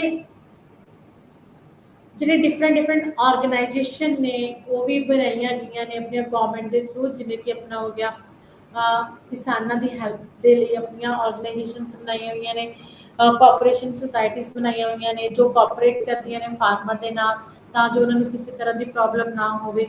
ਠੀਕ ਹੈ, ਇਨਵਾਇਰਨਮੈਂਟ ਨਾਲ ਰਿਲੇਟਡ ਆਰਗੇਨਾਈਜੇਸ਼ਨਸ ਬਣਾਈਆਂ ਹੋਈਆਂ ਨੇ। ਠੀਕ ਹੈ, ਤਾਂ ਇਹ ਜਿਹੜੀਆਂ ਆਪਣੀਆਂ ਐਡਮਿਨਿਸਟ੍ਰੇਸ਼ਨ ਸਟੈਪਸ ਨੇ ਇਹ ਵੀ ਕਹਿੰਦੇ ਆਪਣੇ ਰੈਗੂਲੇਸ਼ਨਸ ਨੂੰ, ਜਿਹੜੇ ਰੂਲਸ ਨੂੰ ਉਹਨਾਂ ਨੂੰ ਅਪਲਾਈ ਕਰਦੇ ਨੇ, ਜਿਨ੍ਹਾਂ ਦੇ ਥਰੂ ਜਿਹੜੀ ਆਪਣੀ ਇਕੋਨਮੀ ਆ ਜਾਂ ਮਾਰਕੀਟਸ ਦੇ ਵਿੱਚ ਜੋ ਵੀ ਫੇਲੀਅਰਸ ਨੇ ਉਹਨਾਂ ਨੂੰ ਕਾਫੀ ਹੱਦ ਤੱਕ ਕੀ ਕੀਤਾ ਜਾ ਸਕਦਾ ਹੈ, ਕਵਰ ਕੀਤਾ ਜਾ ਸਕਦਾ ਹੈ। ਉਸ ਤੋਂ ਬਾਅਦ ਰੈਗੂਲੇਟਿੰਗ ਦਾ ਪ੍ਰਾਈਵੇਟਲੀ ਡਿਟਰਮਾਈਨਡ ਪ੍ਰਾਈਸਿਸ ਨੂੰ ਰੈਗੂਲੇਟ ਕਰਨਾ। ਜਿਵੇਂ ਕਿ ਤੁਸੀਂ ਦੇਖੇ ਕਿ ਜੋ ਪ੍ਰਾਈਸਿਸ ਨੇ ਉਹ ਪਰਫੈਕਟ ਕੰਪੀਟੀਸ਼ਨ ਦੇ ਵਿੱਚ ਤਾਂ ਸੇਮ ਹੁੰਦੇ ਨੇ, ਠੀਕ ਹੈ, ਐਂਡ ਲੇਕਿਨ ਜੋ ਆਪਣਾ ਮੋਨੋਪੋਲੀ, ਮੋਨੋਪੋਲਿਸਟਿਕ ਐਂਡ ਓਲੀਗੋਪੋਲੀ ਹੈ ਉਹਦੇ ਵਿੱਚ ਪ੍ਰਾਈਸ ਡਿਟਰਮੀਨੇਸ਼ਨ ਹੁੰਦਾ, ਪ੍ਰਾਈਸ ਅਲੱਗ-ਅਲੱਗ ਹੁੰਦੇ ਨੇ, ਪ੍ਰਾਈਸ ਡਿਫਰੈਂਸ਼ੀਏਟ ਹੁੰਦੇ ਨੇ। ਠੀਕ ਹੈ, ਤਾਂ ਕਦੇ ਗਵਰਨਮੈਂਟ ਨੇ ਕੀ ਕੀਤਾ ਹੈ, ਗਵਰਨਮੈਂਟ ਨੇ ਕਿ ਜਿਹੜੀ ਪ੍ਰਾਈਸਿਸ ਆ ਉਹਦੇ ਵਿੱਚ ਫਲਕਚੁਏਸ਼ਨ ਨਾ ਹੋਵੇ, ਤਾਂ ਕੁਝ ਜਿਹੜੇ ਆਪਣੇ ਪ੍ਰੋਡਕਟਸ ਜਾਂ ਆਪਣੀਆਂ ਕ੍ਰੌਪਸ ਇੱਦਾਂ ਦੀਆਂ ਨੇ ਜਿਨ੍ਹਾਂ ਦੀ ਗਵਰਨਮੈਂਟ ਕੀ ਕਰਦੀ ਆ, ਪ੍ਰਾਈਸਿਸ ਫਿਕਸ ਕਰਦੀ ਆ, ਜਿਨ੍ਹਾਂ ਦੇ ਥਰੂ ਕਹਿੰਦੇ proper pay commission, central pay commission ਦੇ ਥਰੂ ਉਹਨਾਂ ਪ੍ਰਾਈਸਿਸ, ਉਹਨਾਂ ਕ੍ਰੌਪਸ ਦੇ ਬਦਲੇ ਉਹਨਾਂ ਦੀਆਂ ਜੋ ਪ੍ਰਾਈਸਿਸ ਫਿਕਸ ਕੀਤੀਆਂ ਗਈਆਂ ਨੇ ਉਹੀ ਪ੍ਰਾਈਸਿਸ ਤੇ ਆਪਾਂ ਉਹਨਾਂ ਨੂੰ ਸੇਲ ਤੇ ਪਰਚੇਸ ਕਰਾਂਗੇ। ਬਾਇਰਸ ਕਹਿੰਦੇ ਉਹਨਾਂ ਤੋਂ ਜਿਹੜੀਆਂ ਘੱਟ ਪ੍ਰਾਈਸਿਸ ਨੇ ਉਹਨਾਂ ਨੂੰ ਦੇਣ ਲਈ ਤਿਆਰ ਨਹੀਂ ਹੋਏਗਾ। ਜੋ ਮਿਨੀਮਮ ਸਪੋਰਟ ਪ੍ਰਾਈਸ, ਜਿਵੇਂ ਕਿ MSP ਵੀ ਆਪਾਂ ਬੋਲ ਦਿੰਦੇ ਹਾਂ, ਗਵਰਨਮੈਂਟ ਨੇ ਕੁਝ ਕ੍ਰੌਪਸ ਦਾ ਫਿਕਸ ਕੀਤਾ ਹੋਇਆ ਹੈ ਤੇ ਕੁਝ ਪ੍ਰੋਡਕਟਸ ਦਾ ਫਿਕਸ ਕੀਤਾ ਗਿਆ, ਤਾਂ ਇਹਦੇ ਥਰੂ ਹੀ ਜਿਹੜੇ ਸਾਡੇ ਪ੍ਰੋਡਕਟਸ ਨੇ ਉਹ ਸੇਲ ਹੋਣਗੇ। ਕਹਿੰਦੇ ਪ੍ਰਾਈਸ ਸੀਲਿੰਗ ਵੀ ਗਵਰਨਮੈਂਟ ਅਪਣਾਉਂਦੀ ਹੈ, ਜਿਨ੍ਹਾਂ ਦੇ ਥਰੂ ਜਿਹੜਾ ਪ੍ਰਾਈਸ ਹੈ ਆਪਣਾ ਕਿਸੇ ਵੀ ਚੀਜ਼ ਦਾ ਕੀ ਕੀਤਾ ਜਾਂਦਾ, ਫੋਰਸ ਕੀਤਾ ਜਾਂਦਾ ਗਵਰਨਮੈਂਟ ਦੇ ਥਰੂ ਘੱਟ ਕਰਨ ਦਾ। ਠੀਕ ਹੈ, ਜਾਂ ਫਿਰ ਮੈਡੀਸਿਨਸ ਦਾ ਗਵਰਨਮੈਂਟ ਪ੍ਰਾਈਸ ਘੱਟ ਕਰਦੀ ਹੈ, ਜਾਂ ਹੁਣ ਜਿਹੜੀ ਰਾਸ਼ਨ ਸ਼ਾਪਸ ਨੇ ਆਪਣਾ ਉਹਦੇ ਫ੍ਰੀ ਰਾਸ਼ਨਿੰਗ ਸਿਸਟਮ ਹੈ, PDS ਪਬਲਿਕ ਡਿਸਟ੍ਰੀਬਿਊਸ਼ਨ ਸਿਸਟਮ ਹੈ, ਫੂਡ ਪ੍ਰੋਸੈਸਿੰਗ ਸਿਸਟਮ ਹੈ। ਠੀਕ ਹੈ, ਜਿਹਦੇ ਥਰੂ ਆਪਣਾ 2 ਕਿਲੋ ਆਪਣਾ ਚਾਵਲ ਦੇ ਜਿਹੜੀਆਂ ਦਾ ਆਪਣੇ ਕਣਕ ਵਗੈਰਾ ਇਹ ਸਸਤੀ ਮਿਲਦੀ ਹੈ। ਇਹ ਸਾਰਾ ਵੀ ਕਹਿੰਦੇ ਪ੍ਰਾਈਸਿਸ ਪਾਲਿਸੀਜ਼ ਦੇ ਵਿੱਚ ਹੁੰਦਾ ਹੈ। ਕਹਿੰਦੇ ਜੋ ਗਵਰਨਮੈਂਟ ਫਿਕਸ ਕਰਦੀ ਹੈ ਫॉर द ਸੋਸ਼ਲ ਵੈਲਫੇਅਰ, ਜਿਹੜੀ ਸੋਸ਼ਲ ਕਾਸਟ ਹੈ ਉਹਨੂੰ ਡਿਕਰੀਜ਼ ਕਰਨ ਦੇ ਲਈ, ਤੇ ਜਿਹੜੇ ਬੈਨੀਫਿਟਸ ਨੇ ਉਹਨੂੰ ਇਨਕਰੀਜ਼ ਕਰਨ ਦੇ ਲਈ, ਤੇ ਜਿਹੜੇ ਐਕਸਟਰਨਲਿਟੀਜ਼ ਨੇ ਉਹਨਾਂ ਨੂੰ ਕਵਰ ਕਰਨ ਦੇ ਲਈ, ਤਾਂ ਜੋ ਜਿਹੜੇ ਪੀਪਲਸ ਨੇ ਉਹਨਾਂ ਦੇ ਵਿੱਚ ਸੋਸ਼ਲ ਵੈਲਫੇਅਰ ਹੈ ਜਿਹੜਾ ਕੀਤਾ ਜਾ ਸਕੇ। ਉਸ ਤੋਂ ਬਾਅਦ ਹੈ ਗਤੀਵਿਧੀਆਂ ਨੂੰ ਨਿਯਮਿਤ ਕਰਨਾ। ਕਹਿੰਦੇ ਰੈਗੂਲੇਸ਼ਨਸ ਆਫ ਦਾ ਐਕਟੀਵਿਟੀਜ਼, ਕਹਿੰਦੇ ਜਿਹੜੀਆਂ ਇਹ ਐਕਟੀਵਿਟੀਜ਼ ਨੇ ਇਹਨਾਂ ਨੂੰ ਆਪਾਂ ਰੈਗੂਲੇਟ ਕਿੱਦਾਂ ਕਰ ਸਕਦੇ ਹਾਂ, ਇਹਨਾਂ ਨੂੰ ਮਿਨੀਮਾਈਜ਼ ਕਿੱਦਾਂ ਕਰ ਸਕਦੇ ਹਾਂ। ਕਹਿੰਦੇ ਸਭ ਤੋਂ ਪਹਿਲਾਂ ਗਵਰਨਮੈਂਟਸ ਨੂੰ ਪ੍ਰੋਵੀਜ਼ਨਸ ਇਹ ਮਤਲਬ ਪ੍ਰਬੰਧ ਕਰਨੇ ਚਾਹੀਦੇ ਨੇ, ਜਿਵੇਂ ਕਿ ਮੈਂ ਤੁਹਾਨੂੰ ਦੱਸਿਆ ਕਿ ਕੰਜ਼ਿਊਮਰ ਪ੍ਰੋਟੈਕਸ਼ਨ ਐਕਟ ਹੋ ਗਿਆ, ਵੇਜਿਸ ਮਿਨੀਮਮ ਵੇਜਿਸ ਹੋ ਗਿਆ। ਠੀਕ ਹੈ, ਫਿਕਸ ਕਰਨੀਆਂ ਗਵਰਨਮੈਂਟ ਦੇ ਥਰੂ। ਕਹਿੰਦੇ ਇਹਨਾਂ ਦੇ ਥਰੂ ਕੀ ਆ, ਜਾਂ ਟੈਕਸ ਜਾਂ ਸਬਸਿਡੀਜ਼ ਦੇ ਥਰੂ ਕਹਿੰਦੇ ਜਿਹੜੀਆਂ ਪ੍ਰੋਬਲਮਸ ਇਹਨਾਂ ਨੂੰ ਕਵਰ ਕੀਤਾ ਜਾ ਸਕਦਾ ਹੈ। ਠੀਕ ਹੈ, ਮੋਨੇਟਰੀ ਟਰਮਸ, ਜੋ ਮੋਨੇਟਰੀ ਸਿਸਟਮ ਹੈ, ਮਨੀ ਦੀ ਸਪਲਾਈ ਨੂੰ ਇਨਕਰੀਜ਼ ਜਾਂ ਡਿਕਰੀਜ਼ ਕਰਕੇ ਵੀ ਐਕਸਟਰਨਲਿਟੀਜ਼ ਨੂੰ ਘੱਟ ਕੀਤਾ ਜਾ ਸਕਦਾ ਹੈ। Sitting minimum standards for health and safety at the workshop. ਕਹਿੰਦੇ ਜਦੋਂ ਵੀ ਆਪਾਂ ਕਿਸੇ ਵਰਕਸ਼ਾਪਸ ਲਗਾਉਣੀਆਂ, ਵਰਕਸ਼ਾਪਸ ਤੇ ਕਹਿੰਦੇ ਕੀ ਕਰਨਾ, ਐਜੂਕੇਸ਼ਨਸ ਦੇਣੀ ਕਿ ਕਿੱਦਾਂ ਤੁਸੀਂ ਆਪਣੇ ਹੈਲਥ ਨੂੰ ਮੇਨਟੇਨ ਰੱਖ ਸਕਦੇ ਹੋ, ਆਪਣੀ ਸੇਫਟੀ ਦੇ ਲਈ ਕਿਸੇ ਵੀ ਚੀਜ਼ ਨੂੰ ਕਿੱਦਾਂ ਖਰੀਦਣਾ ਹੈ, ਕੀ ਰੂਲਸ ਨੇ, ਕਿ ਤੁਹਾਨੂੰ ਰਾਈਟ ਹੈ, ਜਿਵੇਂ ਕਿ 5 ਰਾਈਟਸ ਦੱਸੇ ਨੇ ਕੰਜ਼ਿਊਮਰ ਪ੍ਰੋਟੈਕਸ਼ਨ ਦੇ ਲਈ, right to inform, right to safety. ਠੀਕ ਹੈ, ਰਾਈਟ ਟੂ ਸੀਕ ਰਿਡਰੈਸਸ। ਕਹਿੰਦੇ ਜਿਹੜੇ ਆਪਣੇ ਸਾਰੇ ਸਟੈਪਸ ਨੇ ਆਪਾਂ ਨੂੰ ਫੋਲੋ ਕਰਨੇ ਚਾਹੀਦੇ ਨੇ। ਠੀਕ ਹੈ, ਰੈਗੂਲੇਸ਼ਨਸ ਦੇ ਥਰੂ ਆਪਣੀ ਐਕਟੀਵਿਟੀਜ਼ ਕਰਨੀਆਂ ਚਾਹੀਦੀਆਂ ਨੇ, ਜਿਨ੍ਹਾਂ ਦੇ ਥਰੂ ਆਪਣੇ ਆਪ ਨੂੰ ਕਾਫੀ ਹੱਦ ਤੱਕ ਆਪਾਂ ਕੀ ਕਰ ਸਕਦੇ ਹਾਂ, ਬਚਾ ਸਕਦੇ ਹਾਂ। ਅੱਗੇ ਹੈਗਾ ਤੁਹਾਡਾ ਪੋਲਿਊਸ਼ਨ ਪਰਮਿਟਸ। ਕਹਿੰਦੇ setting maximum quantity of polluting activities and above that stricts penalties of the firms and consumers. ਕਹਿੰਦੇ ਜਿਵੇਂ ਕਿ ਬਹੁਤ ਸਾਰੀਆਂ ਫੈਕਟਰੀਜ਼ ਇੱਦਾਂ ਦੀਆਂ ਨੇ ਜਿਨ੍ਹਾਂ ਦੇ ਥਰੂ ਕਹਿੰਦੇ ਬਹੁਤ ਸਾਰਾ ਪੋਲਿਊਸ਼ਨ ਹੁੰਦਾ, ਏਅਰ ਪੋਲਿਊਸ਼ਨ ਹੁੰਦਾ, ਵਾਟਰ ਪੋਲਿਊਸ਼ਨ ਹੁੰਦਾ।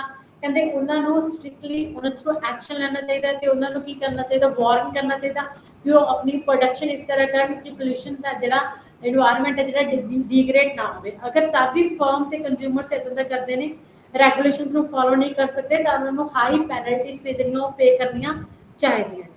ਅੱਗੇ ਕਿ cigarette advertising and making workshops, no smoking environment ਕਹਿੰਦੇ ਬੈਨ ਕਰਨੀਆਂ ਚਾਹੀਦੀਆਂ ਨੇ ਐਦਾਂ ਦੀਆਂ ਜਿਹੜੀਆਂ ਆਪਣੀਆਂ ਐਡਵਰਟਾਈਜ਼ਮੈਂਟਸ ਨੇ, ਐਡਸ ਨੇ, ਜਿਨ੍ਹਾਂ ਦੇ ਥਰੂ ਜਿਹੜੀਆਂ ਮੋਰਲ ਹੈਜ਼ਰਡਸ ਨੇ, ਆਪਣੇ ਮੋਰਲ ਵੈਲਿਊਜ਼ ਨੂੰ ਨੁਕਸਾਨ ਹੋਵੇ ਜਾਂ ਹੈਲਥ ਨਾਲ ਰਿਲੇਟਡ ਪ੍ਰੋਬਲਮਸ ਹੋਣ, ਜਿਵੇਂ ਕਿ ਸਿਗਰਟ ਦੀ ਜਾਂ ਵਾਈਨ ਦੀ ਜੋ ਹੈ ਆਪਣੀ ਐਡਵਰਟਾਈਜ਼ਮੈਂਟ ਆ ਰਹੀ ਹੈ ਉਹਨਾਂ ਨੂੰ ਨਹੀਂ ਦਿੱਤਾ ਜਾਣਾ ਚਾਹੀਦਾ। ਅੱਗੇ ਕਿ ਜਨਤਕ ਪ੍ਰਬੰਧ, ਜਨਤਕ ਵਸਤੂਆਂ ਦੀ ਪੂਰਤੀ ਦਾ ਵਿਸਤਾਰ, ਕਹਿੰਦੇ public provisions and expanding supply of public goods.